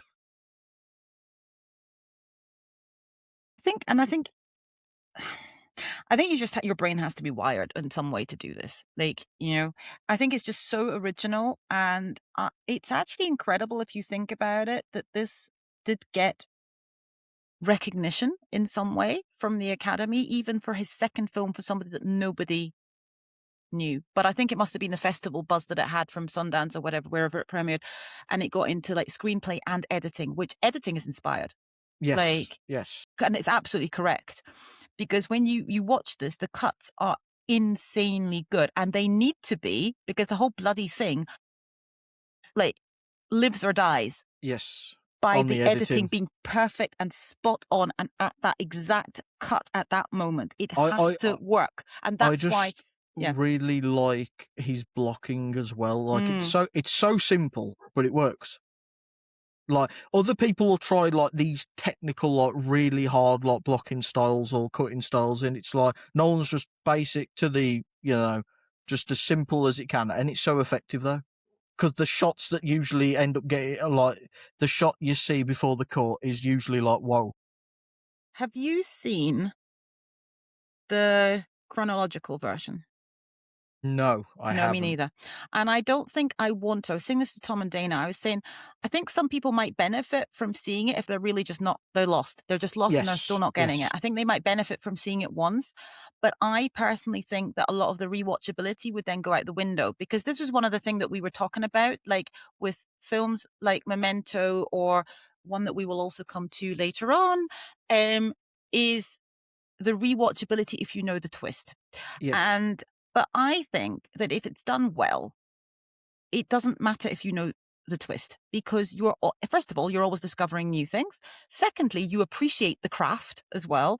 And thirdly, you're just enjoying the film, right? But I do think that if I was to watch the chronological version, that would not work as well for me, because then it makes it too simple and it makes it too much. This is just a thriller of some guy and trying to and figure out what happened to his wife. and you can't go back and find things as well, because that Yes, kind of exactly, because it's gets all taken out spelled of it. out for you right there.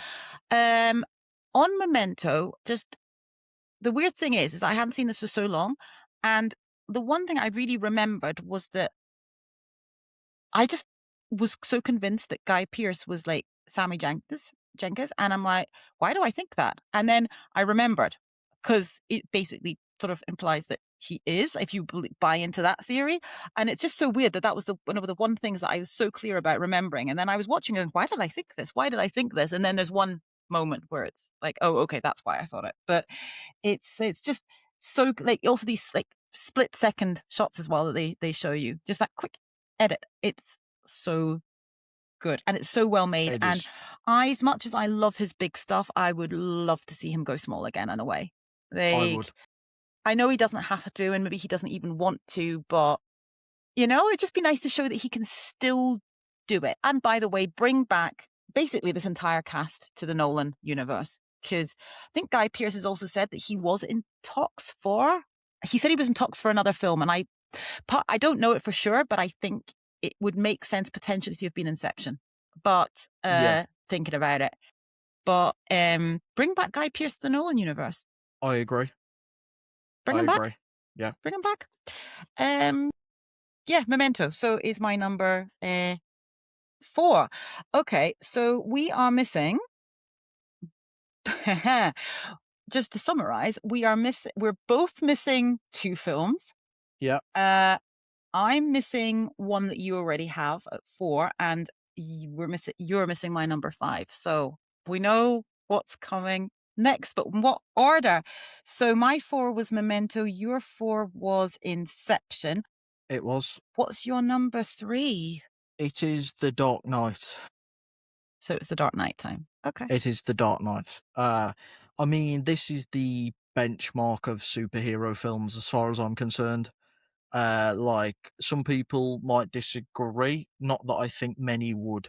I genuinely think, out of, like, it's just brilliant that Christopher Nolan delved into superhero franchise for 3 films and then made literally quite possibly the most perfect superhero film. I mean, you've got that Heath Ledger performance is just, it's one of the best, if not the best performances I've ever seen. Like, it is insane. And he went method, but not psychotic Jared Leto method. Like, he had a book Well, with he not to, died. So, yeah, yes, uh, not with the extent of Jared Leto sending God yeah, knows what no, to cast not while he members. was filming. Okay, No, yeah. he just had a book of thoughts that somehow tapped it. So God knows what was in that book. Christian Bale's great, as he always is. Gary Oldman is awesome. Again, as he always is. That's another person I'd like to see in more Nolan films. I Uh, still think he might be the cameo in Odyssey, I like he hope was in so. Oppenheimer. I hope so. But it's so good. It's again, technically, and the score is unreal. The production design, obviously you've got some amazing scenes in that as well. And just again, like, obviously the main thing everybody always comes out of that is the Ledger performance. And I just feel like Nolan did such a great job of giving him like a long lead to kind of do what he wanted to do, but like didn't let him just go off the rails. Because I felt like some directors had kind of lose control, maybe, of just how in depth with the method Ledger was going. Yeah, because there was all these. There's this persistent rumor that the scene that when Ledger first comes into that party that they're having. Well, first of all, I think Michael Caine said that he had never seen him like in that role, and he was really taken aback that he almost forgot his own lines.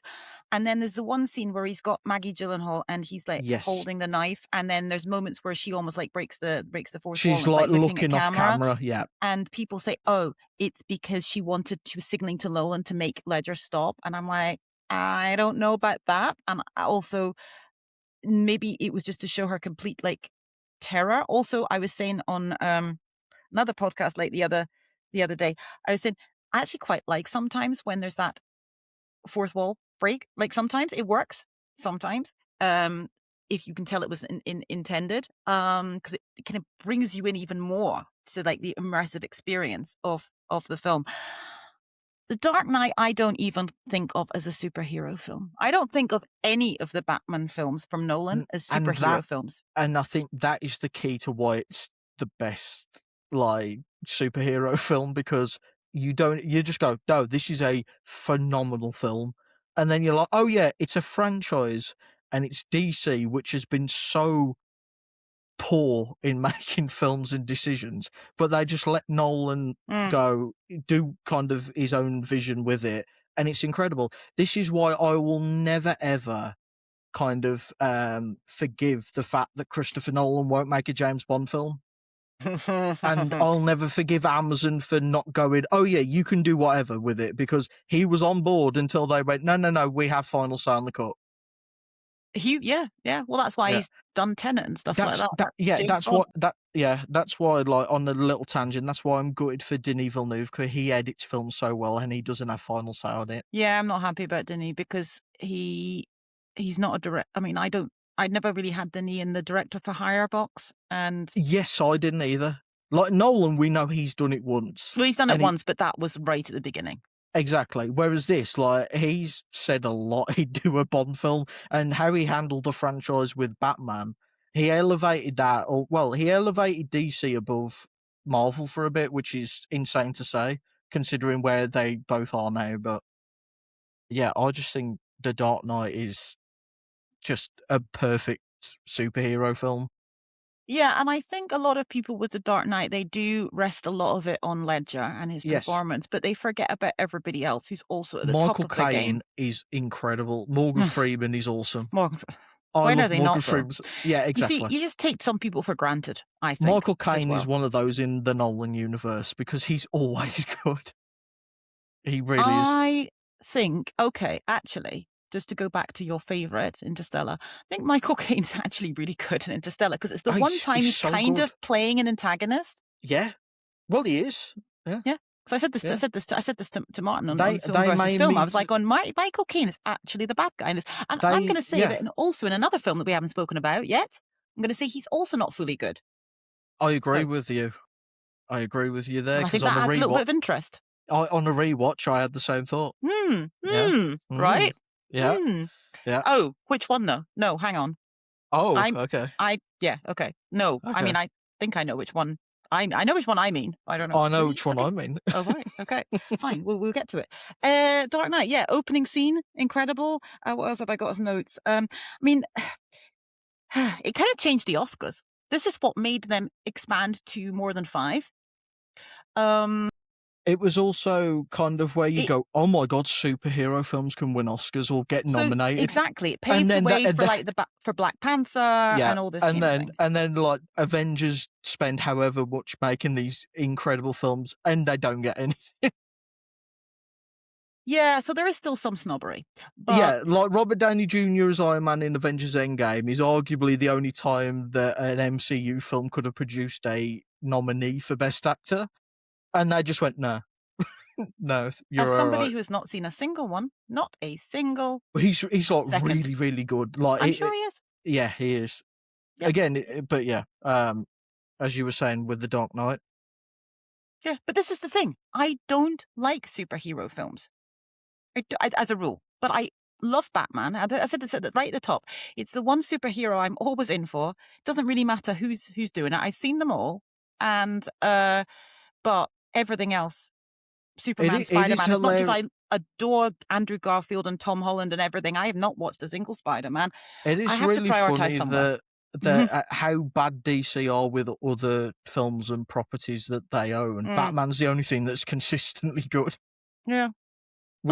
Okay. Well, yeah. You know what I mean. You know, since we do have a Clooney and a Kilmer one out there. Since the Nolan trilogy and now Matt Reeves, they're on a run. Well, it's suitably dark, and that's the thing. I think you need to make Batman dark because he is not. He is not a clean cut friendly neighborhood Spider-Man, right? He's not your friendly neighborhood Batman. I Yeah. mean, there is some we saw this in the Um, Batman, like the the whole yeah. origin story. I There is mean, dark shit in his background, and one of my he is, favourite scenes yeah, in The Dark Knight is the interrogation scene. yes, It's yeah. so good. He could have killed him, Yeah, you and I know. know, like, when he punched his hand, I think that was improv. Like, they just kind of went in with it, and it was like, oh, okay.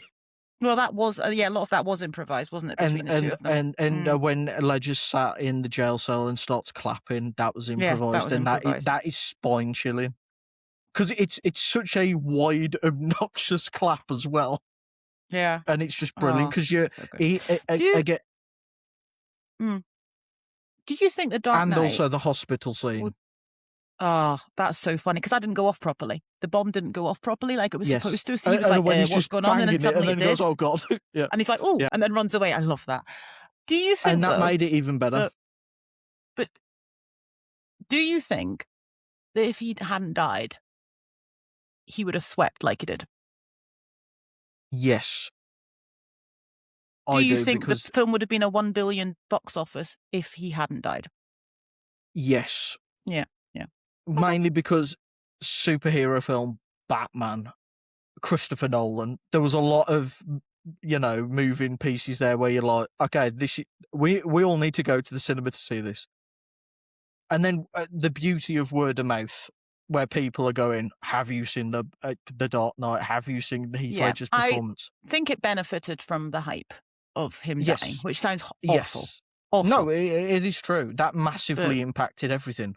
yeah, yeah. Like, if he hadn't have died, it might have been a 900 million, not a billion. But I don't. I could have still made a billion, but it might have cost a couple of 100,000. But yeah, Yeah, yeah. it's yeah. But anyway, we will never know, and it's just generally very tragic to think about what we could have It had is from Heath Ledger and what roles he could have played, and also because within the Nolan universe. that probably would have been the kickoff of like him going on a incredible run of like Mm-hmm. deep dark characters. Yeah, He yeah. would have No, gone on no a more back to like 10 Things I Hate About You. no, No. it would have been Daniel Day Lewis levels of Yeah. wow. you know, Yeah, and it's just to think about what roles that were played by, probably people like DiCaprio, Phoenix, that kind of thing. Even, I mean, also same with River Phoenix, his untimely death. He yes, was also incredible. Like what roles? And they were also kind of all around the time of Bale, Phoenix, Joaquin Phoenix, DiCaprio, all of them. What roles, do you think that? And we're not going to discuss this now because that just like goes. But it's just to think about like what roles that those say 3 or 4 actors who are all around the similar age, kind of around like 50s, early 50s now, late 40s, early 50s now. What roles could they? Oh no, but I mean Heath Ledger was a bit younger than that, but still, I yeah, mean, yeah, and also Jake Gyllenhaal, obviously. All the yes, what yeah. what roles might Ledger or the older Phoenix or River Phoenix have played? And it's just it's so interesting and kind of It is. tragic and kind of macabre to think about. But yeah, those were two, like, I think, generational talents, and I it's just so agree. tragic that we lost them. I say we, the world lost their talents so early, and but we will always have, obviously this role and what it changed, what this role and this film changed for cinema. So yes, I do have it at 5, but as I say, this is one of the ones that I just feel is low, but I just couldn't put it, I As just we couldn't said put it though, higher. after a certain point, we're Yeah. all like big on the films anyway, Yeah. so it's like And I think it is because it is at the end of the day, it is a superhero film and it is a heist film, and those are never going to be the films that I'm necessarily going to put above something that is but the fact it got that a high with dialogue you driven. is testament to how good it Yeah, is. exactly. Yeah. Yeah. Right. Right. The Dark Knight and rest in peace, Heath Ledger. Yes. Um. Okay. Right. Where are we? That was your. Oh, That my was my number 3. 3. Yeah. Right. My 3 is Oppenheimer. Okay. Um. And I hate it being this low. And I absolutely, just to preface that, it's 100% his best film. So okay. What have you? So your 3 was The Dark Knight. My 3 is Oppenheimer. Okay, you have Oppenheimer, obviously higher. What's your number 2? My number 2 is I can't do a Michael Caine voice, but I wish I could. The Prestige. Yeah, yes, my, okay, so it's, The Prestige, so we'll be talking about that later. Um, so we know now what everybody's, oh, no, we don't. Yes, we No, we do. don't. No, we No, we do. We don't. do know, because I'm going to tell you we're talking about The Prestige later, which means my number 2 is Inception. Right, yeah. So it's Inception time. So which means I know what your number 1 is, and you know what my number 1 is, which Yeah. everybody knew. Anyway, I was gonna say, yeah. so do we? No, we don't have the same top 3. Okay. No, we don't. But we do have 2 of the same. Right. So what are we talking about first? We're talking about Inception. Yes, because I Inception. have that at 2 and you had it at 4.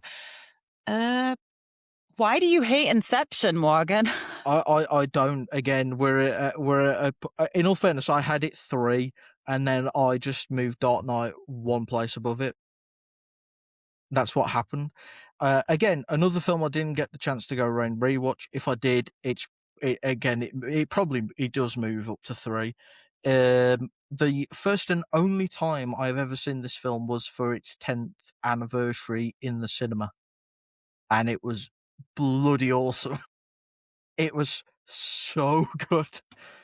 Just again, the visuals on the big screen for that film and the score with that film Oh God, the alone score at the end, goosebumps is every time. Oh. incredible.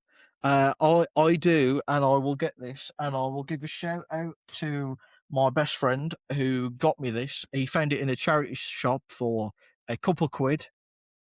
Oh, amazing. Yes, yes, Has it yes. got a spinning top in it as a It little does. giveaway? It does. Ah, Yeah. It's amazing. it's also got like the instruction manual for the briefcase of all the like gadget bits. All the things to Yes, but yes, to wire it them up. does. I Yeah. do own now a metal Inception spinning top. Amazing. Yes, Well, I've got a wedding ring, so you know, but yeah, why do you like? proving I'm in reality. You know? Oh no, not in reality. Sorry. Oh, wrong way Yes, round. Yes. again, I think that's the well, yeah, that's the best like of Nolan's time manipulation for me. Hmm, It is great. again, it's just so good. The cast is incredible. They Tom are Hardy, all on top of the game. Cillian They are Murphy all again. Cillian Murphy in anything. Cillian Murphy in anything. Yes, true. Yeah, that's the message for everyone. Cillian Murphy in anything is Mm. just so good. So, Inception, I saw in cinemas at the time because it came out the year of everything. It came out like in this absolutely fucking all-timer year, 2010.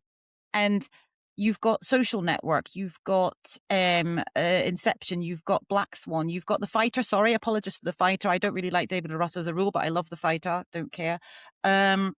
You've got The King's Speech. Which one? Of course. You've got 127 Hours, which I can't watch, but people have said is good. Toy Story 3. What else was nominated? Kids Are All Right, which I enjoyed. You know, it's like, and I'm forgetting a few. Whatever. It was such a good year. Incredible.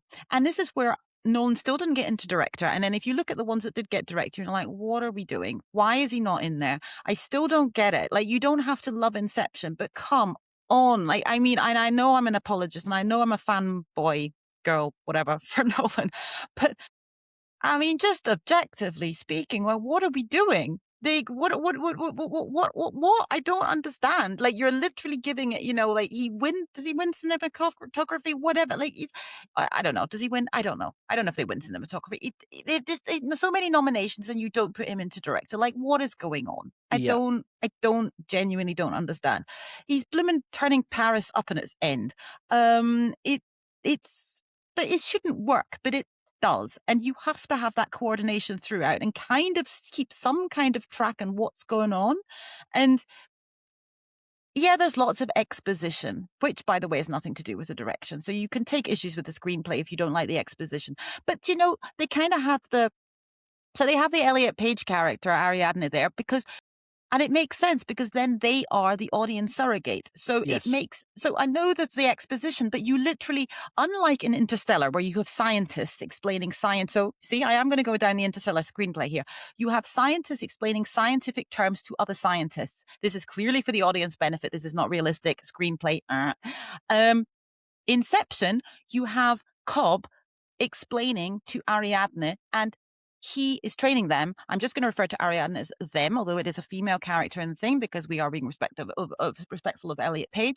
So you have Cobb explaining to Ariadne how this all works. That is what he literally has to do because he is training them.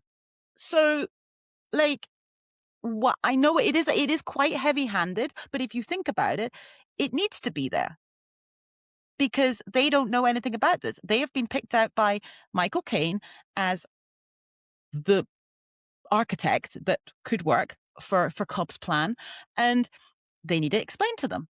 So I don't really I understand the criticism because I do find it is quite a lot, but it needs to be there somewhere. So why not do it with them?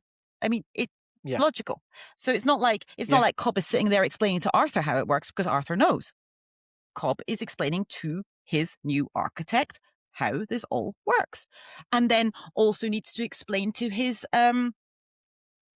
to Sato, to his literal, well, kind of antagonist, but then ultimately benefactor, also Yes. needs, Yeah. and they need to talk about how they are going to do this inception and planting the seed with Cillian Murphy.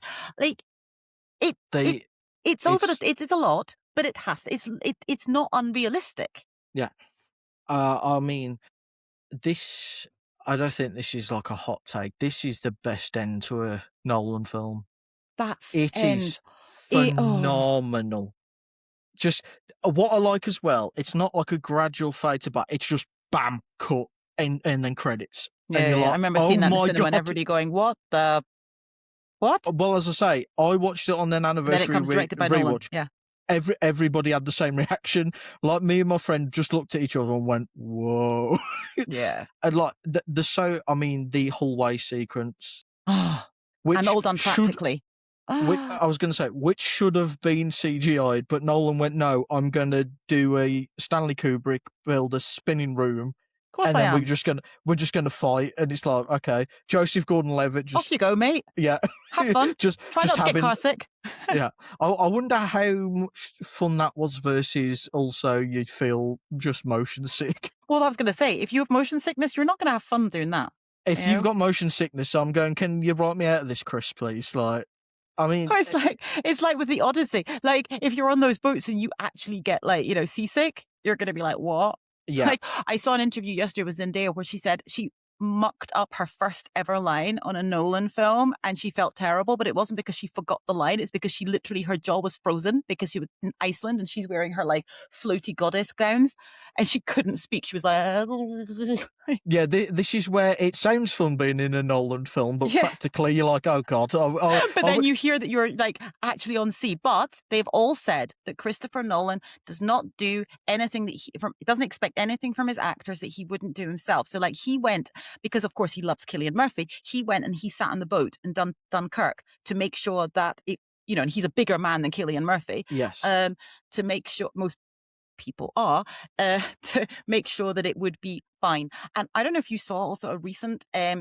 shot that they showed behind the scenes of Odyssey, and it's literally Nolan and Hoyte von Hoytema in the water with the actors up to here, sorry, people can't see, but up to my neck, in water, Hoyte with the, huge IMAX camera and Nolan in the water. Good for them. They're in there doing it. They're not just saying, okay, go on. But it's sitting on like a as director's chair. well, like in Sinners, Ryan Coogler was in the water as well when they were like doing the final scene as Yes. well. Like he had like fishing gear on and he was up to like his chest in it. I was like, yeah, fair enough. Ryan Coogler, is he kind of sneakily the descendant of Nolan? Yeah, yeah, I think he is, right? yeah, yeah. I see. There's the superhero stuff going on. There's an original concepts, trying genre, big set pieces, Yeah, incredible cinematography, spot on editing, yeah. and IMAX. And Yeah, they love each other. They're like he's a mentor yes. for him. He So, does have a better debut than Nolan though, because and Ludwig, of course, connects them. yes, yeah. The That Ludwig is Göransson universe. That is Yes. a link that I feel like most people won't make until, like, all of a sudden it's made a big deal and everyone goes, "Oh Well my god, of course they are." well, I think they were kind of saying it last year because because he had basically had almost back-to-back Oscars. So and he's already got his 3. Um, yes, his debut is better. Yes, I would Yes, agree. Yes, I yes. mean, Fruitvale Station is But wow. he but he did go to film school, didn't he? So, He did, so yes, yeah, yeah. which is where he met Ludwig. Everyone who went to film school gets downgraded a mark because Christopher Nolan didn't. Yes, and he was just, like, experimenting in his bedroom with his friends. Yeah. Um, but which sounds ruder than I expected. Uh, But yeah, Inception, pretty Inception. good film. Pretty good film, Turns out yes. What have I got? Inception breaking news, Inception, very good. Yes. Hardy, by the way, underrated, very good in this. He is. Set pieces. Okay, I'm I gonna mean, go and say even the, final, like, heist in the snow is just again, it's just incredible. very James Bond. Yeah. It is. It's like, well, it's just James Bond on steroids. Again, that's where you're like, "God damn, why isn't Nolan doing a James Bond Th film?" and also, this is kind of the first time that he's gone really, like, big scale weird, like, as well. I mean, I'm not saying Inception's mega weird because it's, like, it's not super, like, mega hard to understand, but it's because up to then, he's had smaller films, with the exception, of course, of the Batman stuff, but that was like franchise and IP and all this kind of thing. And here he's like, okay, well, it is the classic one for you, one for me sort of thing, but the one that, he's still got a blank check, clearly, Yes. because, he can do all this fun stuff. But it is the one where they've kind of said, we trust you to go out there and spend this money wisely. They give him the money, went, "Go ahead You've and made make a a good billion for film." us. Yeah, You've got yeah. an Oscar. And then Um, he just went, "Okay, I'm gonna make something for you," and it's incredible. Yeah, I mean, I would really struggle if I was revising 2010 Oscars. I would struggle what to do with Inception and The Social Network because both of them are so high in my own personal rankings. I think I'd have to do a picture director split. I just don't know which You'd way. have to put their names in a hat and just grab Yeah, whatever comes out. yeah. I think I'd have to. I think I just to keep myself happy. I think I'd on principle just do a director and film split. I just don't know, as I say, which That's one. fair. Yeah, I think I'd probably go with the as much as I've been praising Nolan, I think I might actually go with the Fincher director and the Inception for picture, maybe. I think that's might be what I'd do. that's fair. But, it would not be The King's Speech, which is a perfectly fine film, but similar to Shawshank Redemption, gets shit on because of what it beat. Because it beat Yeah, The Social Network and it beat yeah. Inception. And the Film Bros and the Nolan Bros, they come out for Inception as well. But unlike Interstellar, you also rank this one highly, so they don't I completely do. hate you. Yes, yes. Um Right, okay, so your number 1 is the one that's left, It is Oppenheimer. and my Uh, number 1 is The Prestige, of course, of course. which I considered Yeah. moving down. I mean, just where do you start with Oppenheimer? Because wow, I still to this day the most interesting cinema experience I've ever had because it was silent the whole time. Mm. When everyone left, it was in silence. And then me and my friend, he was driving back. We were in the car. The car journey's like 40 minutes back to my house. We didn't speak for the whole 40 minutes. How? We were just sat there like, holy shit. Like, and I've never ever had an experience like that with a film again. I mean, I've had close where I'm like sat there for 10 minutes going, whoa, taking it in, but I've never had something that long where I'm like, I don't know what to say. And then, like, near the at the end of the car journey, we were both like, that might have been one of the best things I've just ever seen. Like, again, everybody knows this by now. I hate biopics. This isn't a This doesn't biopic. count, though. This isn't a biopic. This isn't a Ki- biopic. Cillian Murphy. I'm so happy Robert Downey Jr. was in that film just for the press run, just so he could give Cillian his flowers because Yeah. nobody else was going to hype him up that No. much, and he deserves it because again, that's one of the most remarkable performances. The thing I love the most about Cillian Murphy, as great as an actor he is, there is nobody I've ever seen in film that can act with his eyes so goddamn much. Like people go, "Oh, that's great acting." The eyes never lie, so you've genuinely got to be in the headspace of what you're portraying, and that is very hard, especially when you're portraying the maker of the atomic bomb, which killed an ungodly amount of people, and is a constant looming threat on humans forever.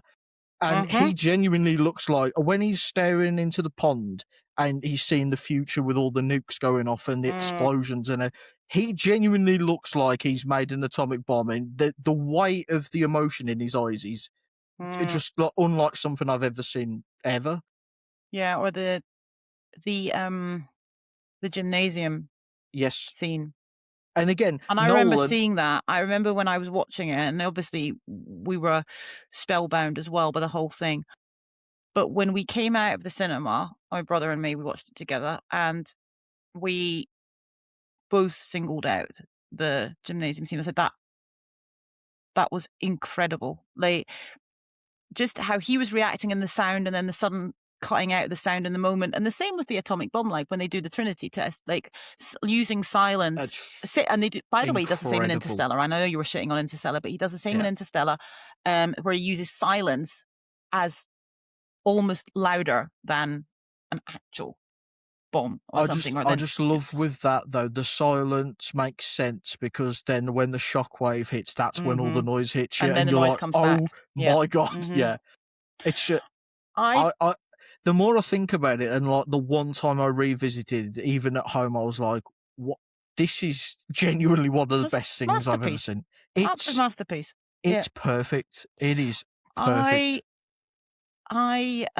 yeah, and the thing about Cillian Murphy and in his eyes, it's like, well, I think Chris and Emma have told the story about, sorry, first name terms. Chris Nolan and his wife Emma Thomas have told the story about how they wanted to well, he was given the book um about Oppenheimer that he based it on, and he the picture the cover is literally like just Robert J. Oppenheimer's face, like a very famous picture of him, and he, with the big eyes, and they were discussing it, and he was, "Oh, I want to adapt this," and I think it might even have been Emma who said to him, "Well, I think you know somebody who can portray that with those eyes," and that was the decision made, and um, yes, it's a perfect. I don't understand how it was even close that year. I don't understand why people The thought Paul fact Giamatti had a people chance.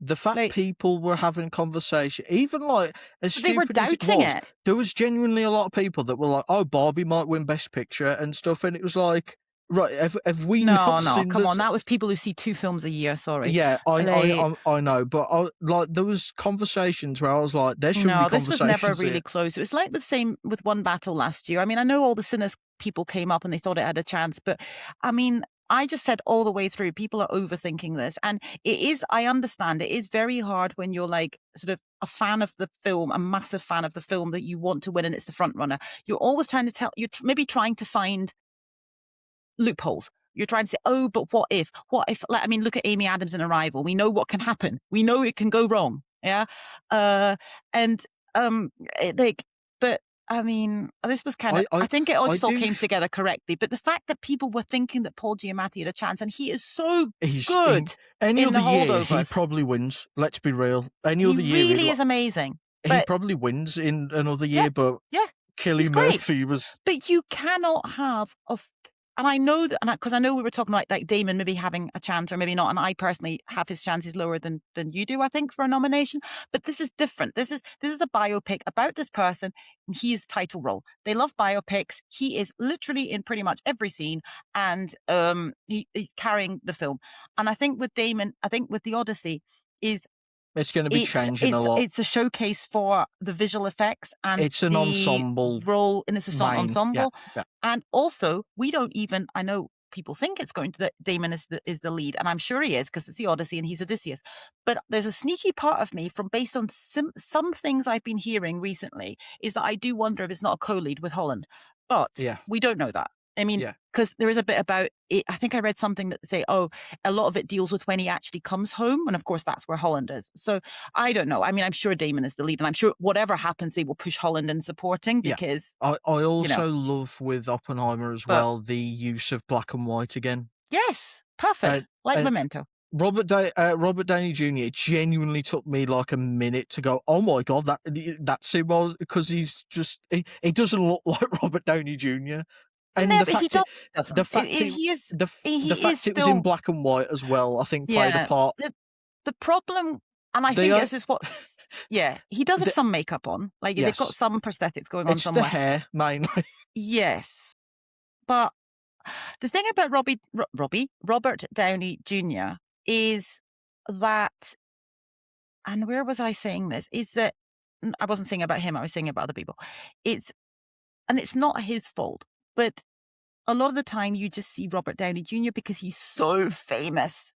You know, he's so famous, and you're like, I know that is Robert Downey Jr., so I am not taking him seriously anywhere. It's Robert Downey Jr., and maybe he's so synonymous with Iron Man. I It's was going to Iron Man. say, some people are like, "Oh my god, Iron Man's in it." I did It's not like have that problem with this, and of I course, the didn't. makeup and the hair helps, but still, and I think maybe it is because I have never seen an Avengers, Marvel, Iron Well, Man, I whatever have, and film. I wasn't even Mm. thinking about that because it's such a more drawn back, timid performance. Like he's not being loud or like out there No, he's like just being evil. he is Yeah. a lot of the time. I mean, the He's only thing I'll downmark Oppenheimer for, and Andrew will love this, is the fact Remy Malek's in it for a minute. but he's not bad. Yeah, but it's And Remy but I did Malek. think it was It's quite funny where he has the thing with the thing with the clipboard, and I thought, "Oh, is that just gonna be it?" He is literally in one scene where he picks up a pen or something. That's yeah, it. But yeah, no, he comes back. No, yeah. Oppenheimer. I mean, genuinely, as I say, I have it at 3, but that's simply just rewatchability. Like at some point, I just have to say, okay, it's. I think it's his best. I think don't even think it's close. I think it's clearly his best film. It's his absolute masterpiece. He's got a few, I think, but what I would class as masterpieces. This is it. Um, it's head and shoulders above the rest for me, but I'm still putting it at 3 because I am just going to revisit Inception and Prestige. I'm just going to watch them more often. It's just that's how I decided. And I thought, well, it's It is weird because it is yeah, a heavier of it's obviously a very heavy topic. It's but about it's still so rewatchable. I'm not going to say that's the it's thing just though. it involves a lot more than just putting on. I can put on the Prestige and Inception, and it's just going to be like, maybe in the background or something like that. But this one, I'm like, well, maybe I do have to concentrate a bit more, or With it's not. But it is still rewatchable. I'm not saying it's not, yes, I agree. which I think is I a also think depending what political climate the world's in, Oppenheimer's not exactly the best one to rewatch at times when it's talking about, atomic bombs and shit like that. yeah. Where depending what's happening in the world, you're like, okay, I don't want to think about that. And like when you see all the nukes go off, you're like, Yeah, okay, can we just say he's clearly not glorifying God? yeah. The And people the who said people who that say was you should have shown the Japanese, no, no, no, because that's not. no.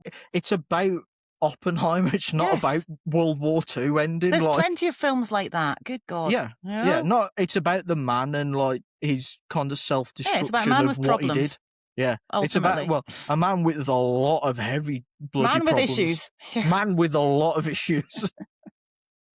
Man with the weight of the world on his shoulders. Yeah. Yeah, Yeah. yeah, Anyway, Oppenheimer. Great film.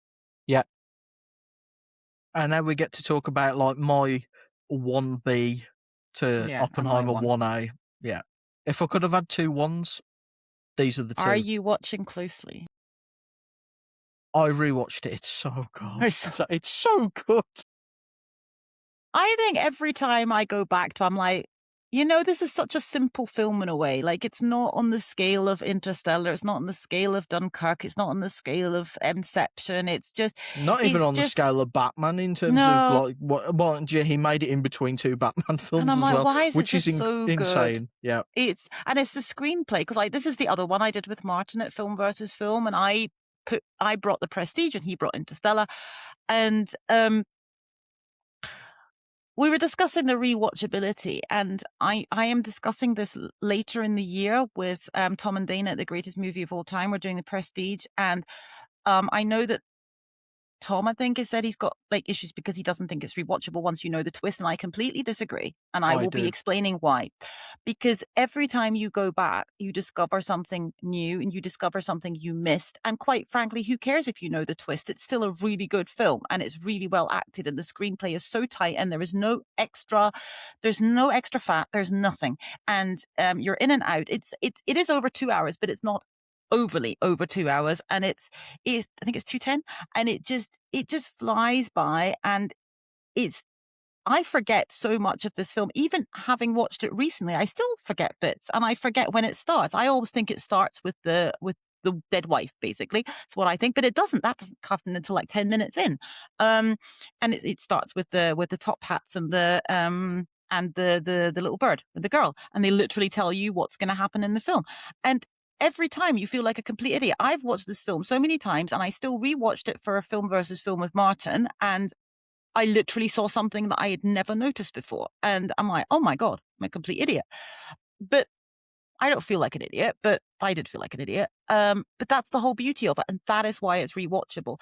And it is so well acted with one exception. And that's one exception is what almost made me put it at 2. And I'm like, no, Heather, you can't do it. It's always been your number 1. You've got to keep it at 1. But really, the last rewatch, I got so annoyed with Scarlett Johansson. Oh my God. Her accent is appalling. She is, Yeah, it's not but great. again, is this her fault? Is it the badly written woman? I don't even think she's that badly written for a Nolan woman, but I was I gonna just, say I why didn't always they make bring it her up as American? like, They could have made her I American. don't know. Just leave her with Yeah. the accent. Jackman's got an American accent. They, I don't, yeah, they're in Britain, but it doesn't, it, why, well, she could have been American, come over to Britain or Yeah, whatever. I was gonna say there was people that were in England who weren't English, like, Yes. like Well, yeah, Jackman was that there. Yeah. yeah, Yeah. exactly, yeah, yeah. I don't, because she's My so yeah, bad, and I think that the trying to get the accent makes her performance more wooden than it would normally be if she's acting in her actual accent. I mean, I think at some point you have to admit that some people just cannot do accents. So, I mean, at some point, Kevin Costner in Robin Hood, Prince of Thieves was just like, I'm not even going to bother trying anymore. And probably the film and his performance, while not being great, is probably better for him at least not trying to do the English accent. And or yeah, that's a really bad example because I know the film is not great as much as I love it. But it's like it doesn't really matter. Or again, another film. I mean, where they're all don't know what they're doing. House of Gucci. At some point, they're all they just stop trying to do Italian yeah, accents. I mean, I think Jeremy yeah. Irons last one scene and he's like, "Yeah, sod this." Like, uh, and I think if you don't have why so which could bring us back to the Odyssey, where they're all doing American accents. And I'm like, well, okay, but they are all supposed to be from the same place. And quite frankly, why would they have British accents either? At least make it consistent. But I mean, again, I'm not going to be bothered about that. But like, also, I'd rather hear British people try and do American accents than the other way around I because they agree, tend to do it better. yeah. Well, the It's fact just, everybody still thinks Christian Bale's American. well, he did grow up in America as well. So there's that. Yeah, But but his normal talking voice, everyone's like, his normal "Oh, talking voice yeah, is extremely English. Yes. yes." I mean, also The people with Hugh Laurie, they never knew. yes, yes. Michael Caine in this is He's very British. he's very British, and it's brilliant. I can't ever imagine in my head the word "the Prestige" without the Cockney accent, because it is so like fundamental in my head to just those words. But it's just incredible. David Bowie as Nikola Tesla Oh, is perfect. unbelievable. Andy Serkis is great in the moments he's Everybody's in it great, as well. apart from Th- Scarlett Johansson. This is one of the films, the other one being Prisoners, where I'm like, where is this Hugh Jackman the Yes. rest of his career? Bring Hugh Jackman back to the Christopher Nolan universe. Was the somewhat evil Michael Caine role the This one. Prestige? Yes. Yes, I agree. And what was the turning point for you when you thought that? Because I can tell you when I thought it. When I thought he's kind of When, evil. yeah, there's one moment for me where it kind of changed how I looked at him, and it Oh, was I mean, it. in fact, he was always so clearly on Jackman's side, even though, but although he does kind of rescue himself by turning his back on him, but not because he thinks he's doing something weird. He just says, "This is for young men. I don't have your ambition." But before that, he was completely in Jackman's side. He never questioned anything. So part of me is like, well, are we supposed to think?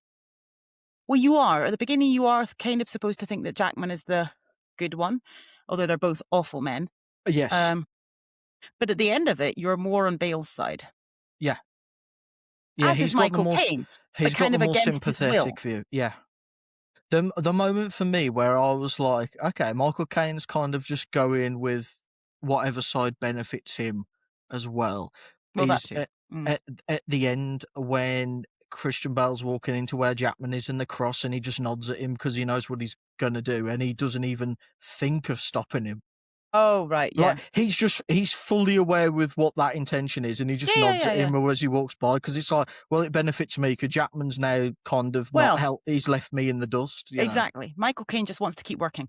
Yeah, It's and like, you could maybe retire. You're a little bit yeah, old, but no. and of the two options, Bale was the one that probably could keep him working. So he's like, yeah, go shoot him. Yeah, but I think and I don't think I think it was because of well, he knew that Jackman had trapped him and that he was innocent. Like, because he'd seen Jackman and he was alive.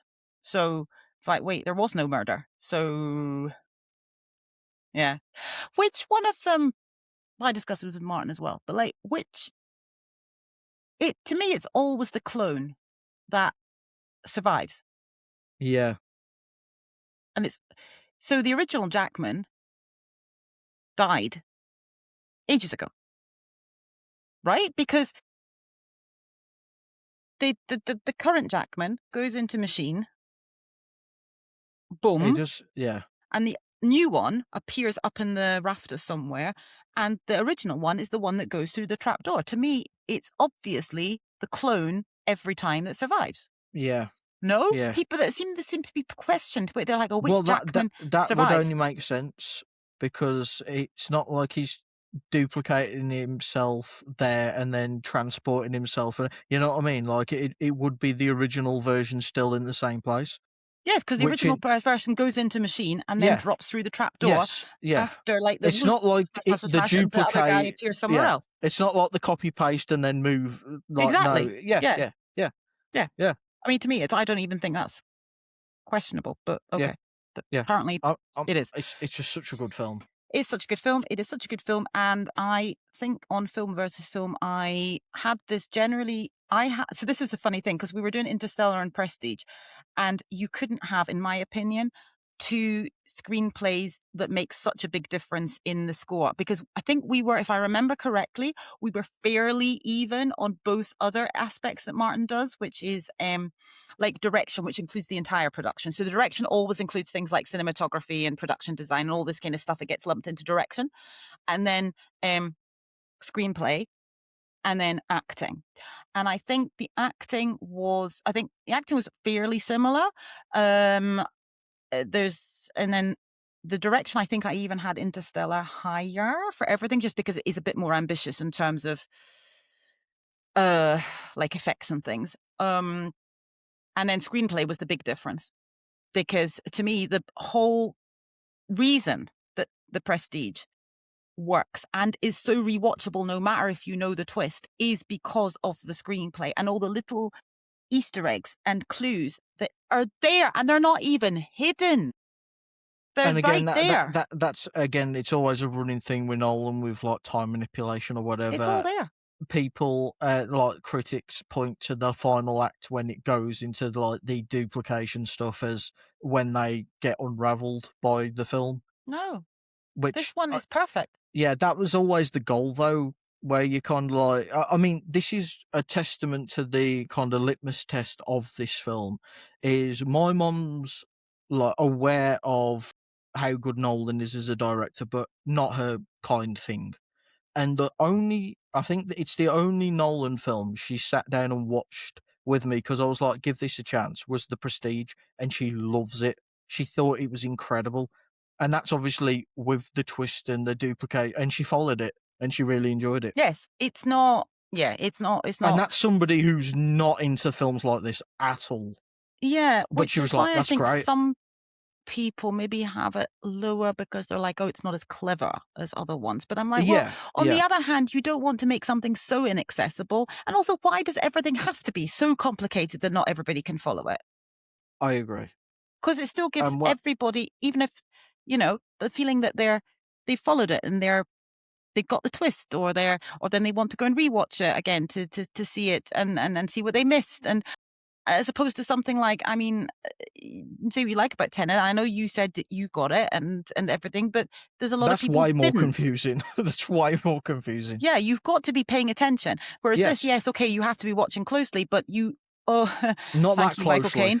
But yeah, and it Also, is kind of a lot of it is very obvious. But as I said, Michael this last Caine rewatch, mm, is the king of the voiceovers, like, so good. But the next thing that we will yeah. be doing, Well, is if you got my points in correctly, do you want me to I've got remind? your Okay, points incorrectly. I right, was doing it whilst we were doing it, okay. and you've changed one thing, and it's something we Ooh, were talking about is it beforehand. that thing? Is it It the thing you well, were hoping for? yes, Okay. but it's also a thing that you mentioned about ties. Ooh, shit. Okay. You've Oh, created a tie. oh, I'm sorry. Yeah. Okay. So, Right. I of the Okay. now So what 20, what we do? We did ask lots of people to provide their Christopher yeah. Nolan rankings. Yeah, and Yes. I've totaled up the average placement. So Right. this is I'm gonna the make notes de- here. this is the definitive This Christopher is the Nolan definitive list. rankings Well, by, actually, mine is, but yeah, it's okay. by everybody. Right. So 12. coming in at 12 with an average of 10 is Following, That's the which, average placement, or what? yeah, that was the Okay. average places. Yeah, because I think somebody, I forgot who it was, had like Following third, and there Wow. was a Okay. fifth. Like, again, people who have seen it, I think, are aware it's pretty good. Okay. Cool. Yeah. Following, but I'm not surprised it's last because No, no, I I expected think it. so few people have seen it, and also the yeah, it's not. Yeah, yeah. Yeah. Yeah. So coming in then at 11 with an average position of 9.2 is Tenet. Oh no, really? And again, it's one of those films, No. in the rankings that I saw, people had it high, people had it low.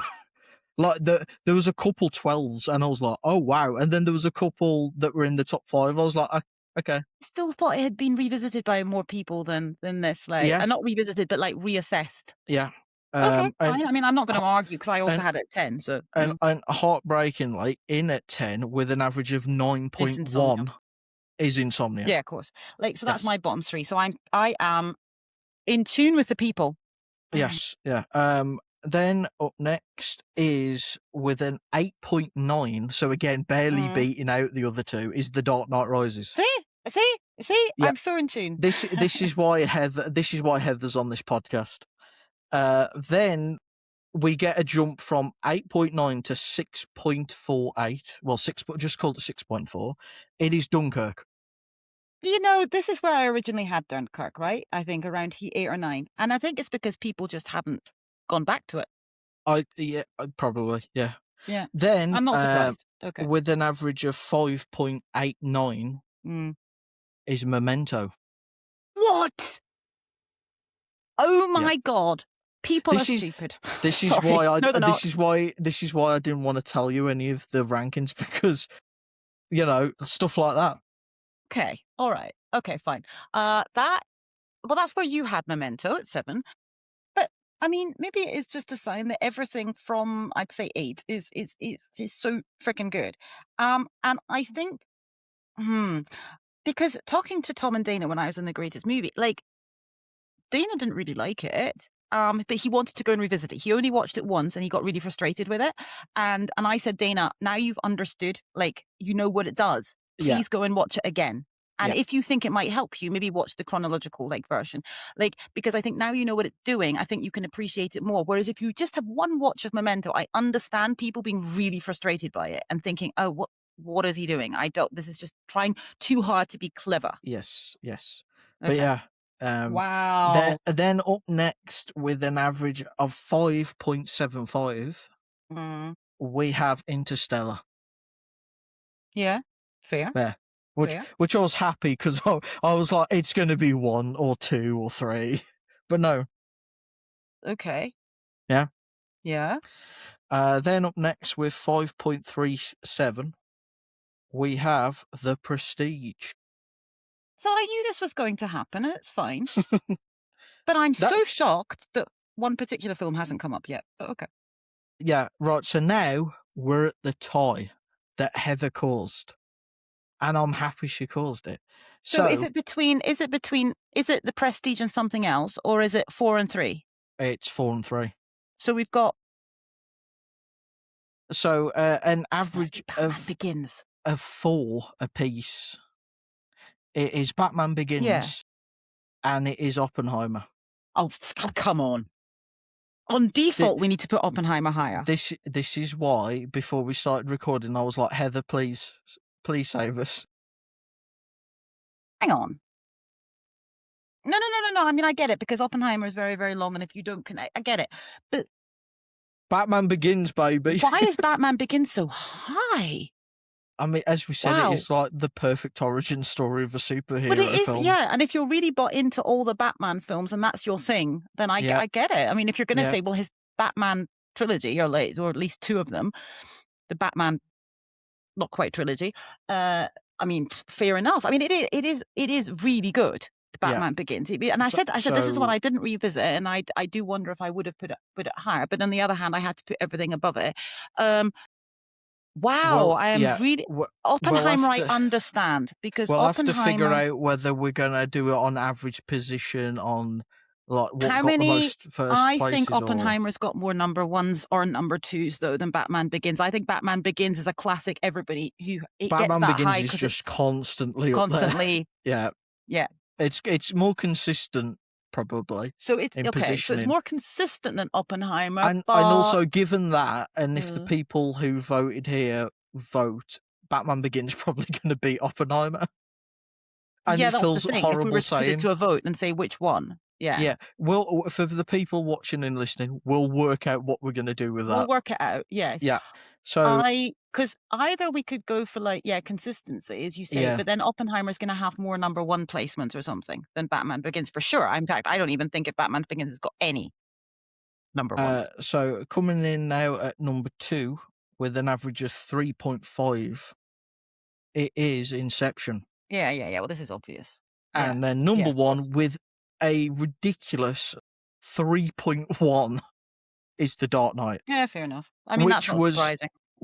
pretty much 1, 2, 3, 1, 2, Yeah. 3, 2, 3. Yeah. Yeah, That's what I said. That's what I said to you before. I said I think The Dark Knight is obviously going to win because I don't think there's anybody, even if they have it relatively low, yeah, considering even somebody like me, I still have it at 5. yeah. You know, Like, uh, this list didn't shock me until Memento and Oppenheimer and Batman Begins. I was like, "Okay." I'm not surprised if you told me Oppenheimer was 4th You'd and go, something "Okay, else was. great." I wouldn't be surprised because Yeah, I know because that you'd people imagine it struggle was with the 3 Interstellar hours or and it's not. Memento. Yeah, Yeah, but if I wouldn't necessarily have thought that it would be Batman Begins that it's tying with at 4, but I don't know what I would have said.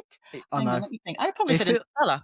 it I probably have feels said if you told me Oppenheimer is 4, I would have said, "Okay, then top 3 are well, not Dark Knight, Inception, yeah, Interstellar," is what I would have said, because yeah, I know that yeah. Interstellar has a lot of people who don't like it, but also it's got so many people who are gonna put it at 1.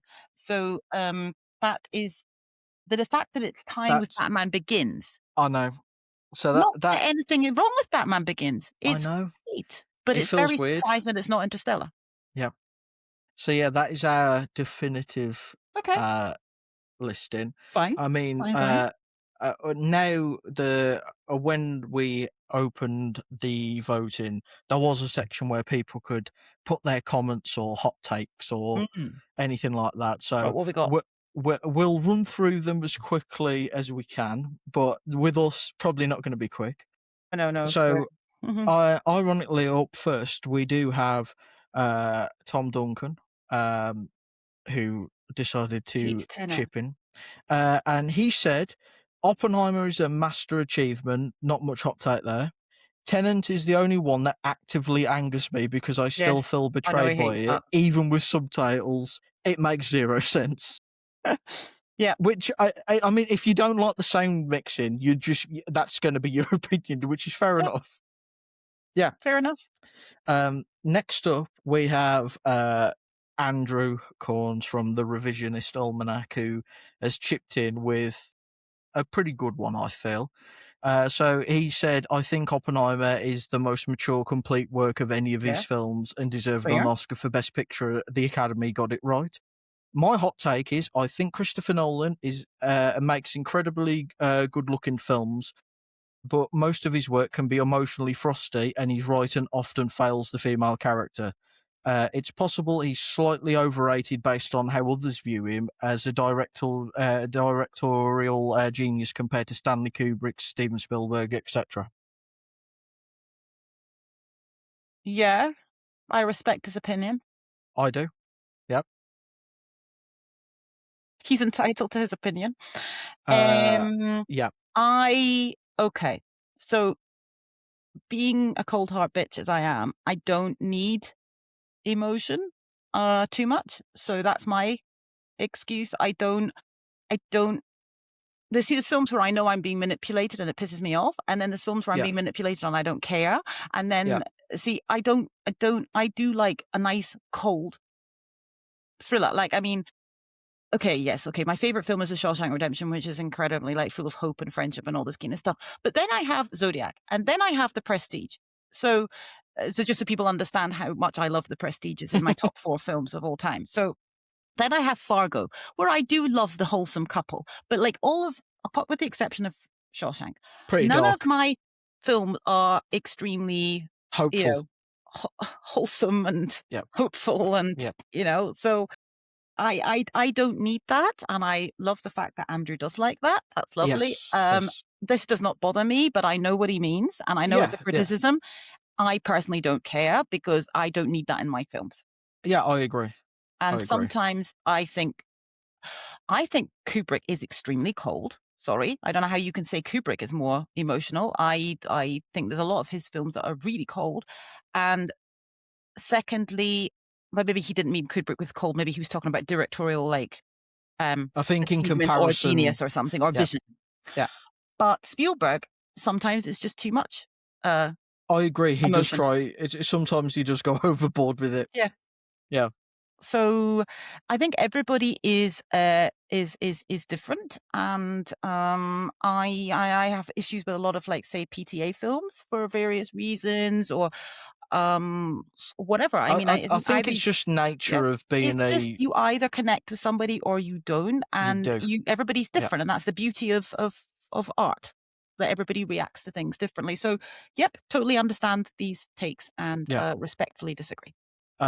Next up is Mike from Game for a Movie podcast, and he says The Prestige remains one of the greatest films of all time. Also, fun Well done, fact, Mike. We I, agree.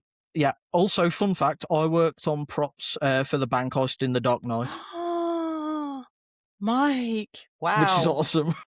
amazing. Yeah. Yep, but not a hot take. Correct opinion on the Yes. Prestige. Yep. Yeah. Phil Walsh from Phil at the Movies said, Ooh, he's been doing a Road to the Odyssey series. Great stuff, guys. Check it out. I have been listening every week when he brings out a new I, episode on the films. Really good "You stuff. might stop listening after what he says." No, no, it's fine. I've Um, listened to all of them, so I know his hot takes. Like, I know what he's been uh, saying. Keep going. The Dark Knight remains his most underrated film, whereas Memento is overhyped. A Dark Knight is not underrated. No, it's not. I think he means Memento's not really Rises. overhyped either. No, I think, does he mean Rises by mistake? Nope, Maybe because because his number one is The Dark Knight. Dark Knight is no way underrated. Oh my god. I mean, Right? I I mean, right, disagree. in all fairness, Rises is third on his poll, so whether he I think did maybe mean he meant Rises, Rises. he might have. No, sorry, yeah, he did. Sorry, I misread it. Dark Knight Rises is I'm his gonna most say, underrated okay. film. Yeah, Yeah, fair, okay, fair. yeah. No, we said this earlier. It gets It is more really hate than good. it deserves. Memento, yeah, I know that he wasn't high, and I remember the episode sitting there going, okay, whatever. But either you buy into it or you don't. I mean, there are flaws because it is an early film, but yeah. Yeah. Robert Stewart from Stew World Order podcast said The Prestige was a perfectly good movie until the third act, which kind of ruined it for me when they brought cloning into the story. It was a grounded tale about realistic magicians, and then they added like actual magic, and I was out.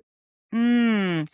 See, the interesting thing about that take is that I would normally agree because I I have a agree. lot of Yeah, films that I watch, like recently Disclosure Day, or I was watching, I don't know if you've seen it, but like His Three Daughters or whatever. Very, very realistic films driven by well, yeah, Disclosure Day, realistic to a certain extent, but um, and His Three Daughters, talking in rooms, and and then then there's they other just go examples, and nuts. then they Yeah. add some magical realism to it, and I'm like, I am out of this now. What are we doing? Or in Disclosure Day, when they suddenly added all the sci-fi. I mean, I know Amanda and I were like, we're not very high in sci-fi, and then they added some to an actual sci-fi film. Yes. How dare they? Yes. Yeah. But um, I was kind of like, and this is the thing with the Interstellar thing, like you're along for the ride because it's also realistic, and then And then suddenly they the do final something that acts. is Yeah. not realistic and Yeah. could not happen, and you're like, oh It's no. one of them. I do get what he's saying, So I but it know just works exactly for what he me. means, Yeah. Yeah. and And it's a fair I criticism. yeah, it's Again. Yeah. absolutely fair criticism, and I am exactly the same with a lot of other films. Like, it's great, and then they do something in the third act which just takes me completely out and moves it down for me. As I say, History Daughters was all set to be like 1 or 2 of that year, which was the challenges year, so 2024. I was all in. I was like, "Oh my god, this is challenging challenges." Haha, very funny. And then it had this weird thing at the end. I'm like, "Oh, no, okay." Down to number 4 or 5. Um, then we've got Joylan from J Days, who it's quite a simple one, and it's not really a hot take, but it's a valid thing, I suppose. Is I like his older stuff more. Yeah. She doesn't really like Nolan, I don't think. I I think was going to say yeah. whenever I think Interstellar was a 1 star on Letterboxd. I was like, Yeah. okay, yeah. Yeah. Then we've got David Garrett from Journey with a Cinephile. And he said, Following is the only film on the list I hadn't seen. Mm. I will say I love Insomnia, and it pains me to put it so low. Yeah. It has great performances from Yes. Pacino, who is outshined by Robin Williams. Mhm.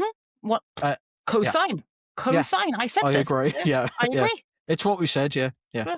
Yeah. Then from Chris from Queen Horror Cove on Instagram said, I find Dunkirk to be a soulless technical exercise. And I feel like his films since then also suffer from a clinical feeling with zero warmth Mm. and passion behind them. I mean, they are Again, perfectly made films. yeah, yeah, So, if yeah, that's clinical, yeah. fine. Then we've got James Lightfoot, who said, My hot take is I think Oppenheimer isn't great. 6 out of 10 at best for me. That's why it tied with I, Batman Begins. I think it's way too long and focuses far too much on the spectacle of the bomb explosion rather than the impact it had on Oppenheimer. I was gonna say, it's way too long and it focuses too much on Oppenheimer. I know we did see some of the regret on his face the last Mm. half of the film, but a lot of the courtroom scenes felt extremely boring and uninteresting Well, for me. yeah, These scenes should have been the heart of the movie, and it just didn't come across that way. Although I do love the final scene of the movie. fair. But that's what I said to you when we were saying, like, when we were saying, well, what do people have issues with Oppenheimer? That Yeah. is the classic, like, And it's thing. great because what's next is my good friend Kieran, who has wrote Oppenheimer is a film that has got better with every Mm. thought I give it. It's probably the Nolan film that stuck in my mind the most long after the Mhm. credits roll. I surprised myself even putting it this high, but I think it's justified to me. Whereas sadly, Dunkirk for me had the exact opposite effect. No matter how much I wanted to love it, because it is breathtaking to look at, I just didn't. It didn't have an impact on me Yeah, whatsoever. fair, fair. Yeah, It was a recent episode, of Movie The Needle as well. They were like, Carl was high in Dunkirk and Simon was lower on it. And I mean, yeah, that's basically what Simon was saying. It's like, I can see it's well made, but it just didn't impact him, like, emotionally in any way. So, and I get that. If you're like, I don't care about these people because I need to have that character development, then you're gonna have that reaction 100% because, they're just that's and we're saying, well, we're making excuses here because we're saying that's the whole point. But you have to either accept that's the whole point, and It's just go not for along with you. it. But yeah, Yeah. because you can't argue there is Ne not much character development. It's true. Oh, God, no, no, no, oh. yeah. Matthew Anderson from the Lone Screenplay Nominee podcast said, did a Patreon episode on After Hours, but Interstellar is probably the worst one because it indulges in Nolan's worst tendency as a storyteller. An Well, you know overly who he did complex that episode story with? with flat characters, with a bloated runtime. The technical work may be terrific, but it's all the delicious icing on top of an underbaked cake. Ah, With Matthew, Matthew. with that said, Nolan on his worst day is probably better than most average directors on the best. That put the bare minimum effort in you're supposed to. Yeah. So Yeah, Matthew and I had fun on that one because I was yeah, the other side. So this is the thing. So that was with me. That I was in the Patreon it was episode for that. last in Yeah, his yeah. ranking. Yeah, I I had a yeah, we had a good conversation about Interstellar, and neither of us were moving from our position. Like I defended it, and he was like going off on it, and I'm like, going, I see your points. I see your points. I yeah, don't care. You know. yeah, yeah, Um, and the funny thing was, is then when I did film versus film with Martin, I was more well. Not that these things are ever pitching really films against each other, because if he say he'd picked a different film, I might say he'd picked Oppenheimer, which I thought he was going to. I might have to, I would probably have ended up giving more points in his categories over the Prestige, probably would have given more points to Oppenheimer. But even because if you're judging it that way, but I still am going to put Prestige higher in the ranking of my favorites, which is what I did here. But yeah, I mean, Matthew and I were just like, yeah, neither of us are moving. He was just going in there completely like cynical. I'm also very cynical, but I'm like saying we're seeing beyond the cynical side of it, but we're seeing the technical. Yes, and he was so like down on the screenplay, which yeah, I totally understand. And yeah. so that was funny. So yeah, Yeah. yeah. Also, what a transition, because next up is Martin from Film versus Oh, there Film, we go. who said, I think all of Nolan's films are fantastic, so this was very hard for me. Mhm. Nolan is one of these great directors where everyone's top tens can be widely different, as we've seen today. Um, I also don't understand the internet's obsession with Interstellar. It's great, but no masterpiece. Well, he says that, but he still gave it quite high points when we did On film his versus film. rankings, it is sixth, so middle of the road. There you go. Yeah. Um, next, next up, I love this one, is Pierre. Yeah, yeah, yeah. Yeah, yeah. He teased his comment, and so I've been waiting to see what he'd written. Nolan can't write women to save his life, but this one has Bowie and Johansson. Easy sell. As if you can't tell, The Prestige was number one for him. He is correct, but he is very wrong on Scarlett Johansson. Yeah.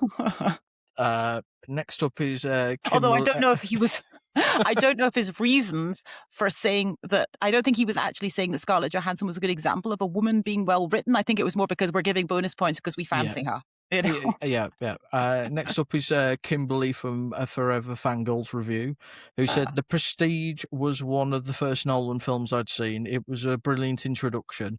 His filmmaking style creates environments that add such layers to the story. There's gritty, raw, and evoke emotions that aren't need. There is no need for dialogue. Which, yeah. Well said, Kimberly. Yeah. Next up is Everett Mansour, who said The Dark Knight is a top 5 film of all time. Whoa. Okay. It's not just because of Ledger's Joker, even if he's a big reason. Yeah. I mean, fair. Yeah, It's a great film. yeah. Eli Thomas said Oppenheimer is my top pick because as both a film buff and a history buff, I enjoy films that are insight and investigation. In particular, films where certain moments in American history, like the making of the atomic bomb and how it changed the world for a better or for worse. I think Nolan really hit the nail on the head with how World War II brought us together, but also drove us apart. Lastly, considering this is the film that got him the Oscar and he chose to follow up with the Odyssey, made me more excited for this phase in his career. There. Who was it? Hang on, wait a minute. It was also another podcast. They're also doing like a whole Nolan series, and one of them said, I think it was Awards Watch, and their Director Watch sub series. There was one of them on there said, for him, Nolan's golden age starts from Dunkirk. So they were all very high in Dunkirk, and they're and he was very high on Tenet. So he said, like, for him, everything before Dunkirk is fine. But he said for him, Dunkirk, he's on an absolute like run. And they're all like masterpieces basically from Dunkirk onwards, which I thought was interesting. Yeah. Mm. My good friend Nick said Interstellar. This is a transcendental space opera. Is Nolan's masterpiece. It There you looks go. Go and have a absolutely discussion with your friend Nick. it looks absolutely spectacular, and Zimmer's pounding, bone rattling score sounds incredible. I love all of Nolan's work, but this one just tops it all for me. Mm, Which, yeah, fair enough. yeah. You disagree, but yeah. I disagree. Yeah. Denise Ferreira said, Interstellar made me feel and see and understand the world, humanity, and time and space in every way. Circular storytelling at its finest, family at the heart of it, and every shot made me feel like I was either here on Earth or out in there in the Mm, universe. see, Yeah, it's just you. I disagree. And my other good friend Jack said, my hottest take, and this is a hot take actually. Ooh, It good. said the Dark Knight trilogy ranking is for him The Dark Knight Rises, Batman Begins, then The Dark Knight.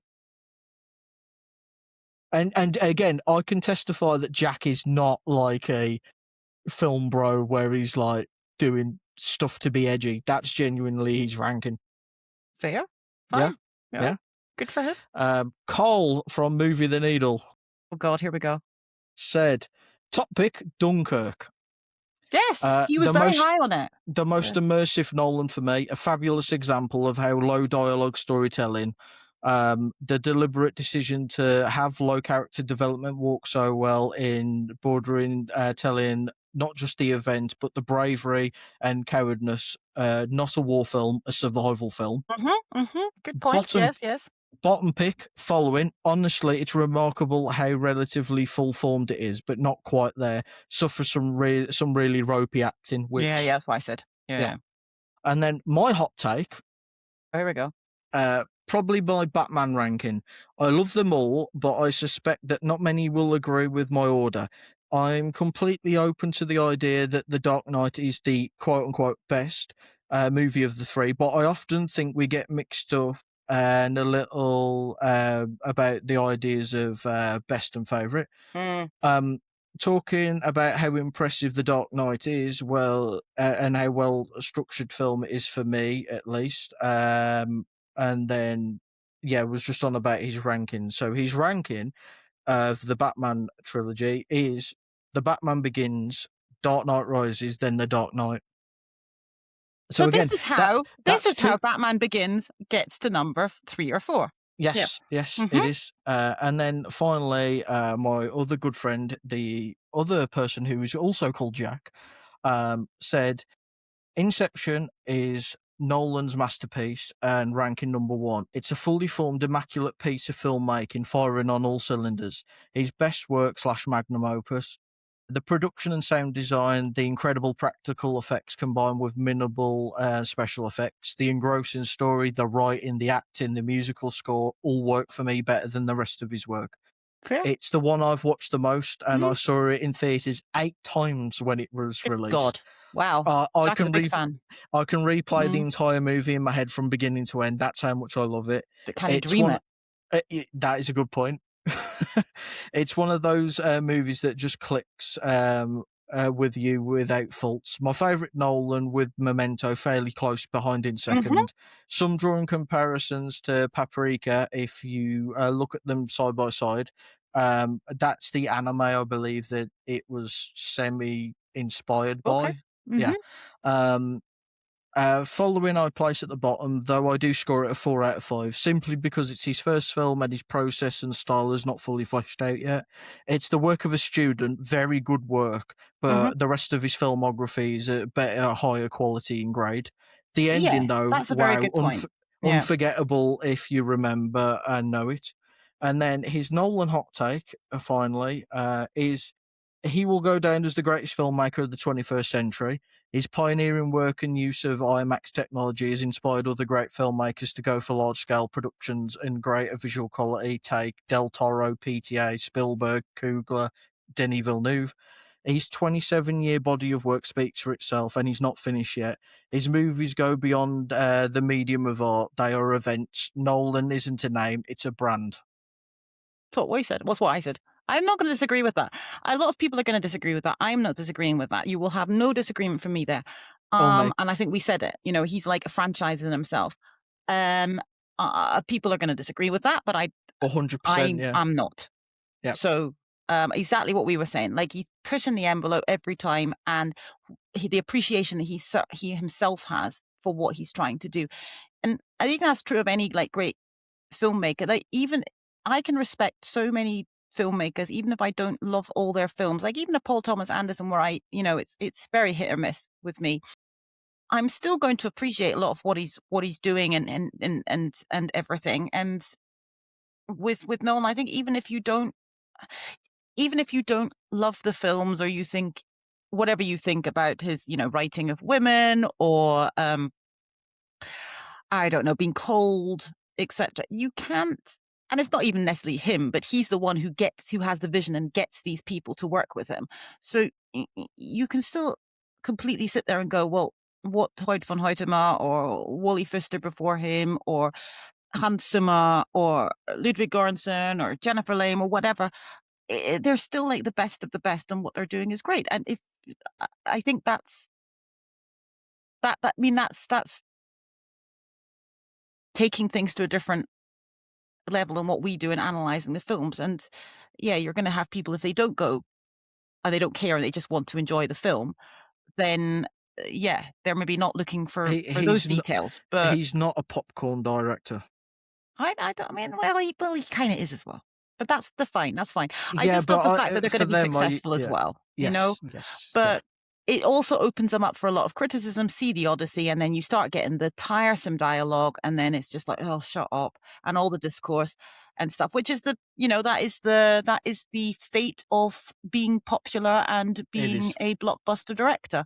I mean, you don't necessarily have all this discourse about. I mean, there was a discourse about Spielberg of the Disclosure Day because he is who he is, but you don't necessarily have the same about like Paul Thomas Anderson because he's not quite. I mean, he's famous in cinema But realms, he's but not a brand. he's not a brand. He's Yeah. not a name. If somebody says, "Oh, it's a new Paul Thomas Anderson," people will be like, "Sorry, what?" And then you say, "Well, he did There Will Be Blood. Did you see that one?" And they'll Yes. struggle to remember. Yeah, It's just the way it is. that's true. Yeah, yeah. Yeah.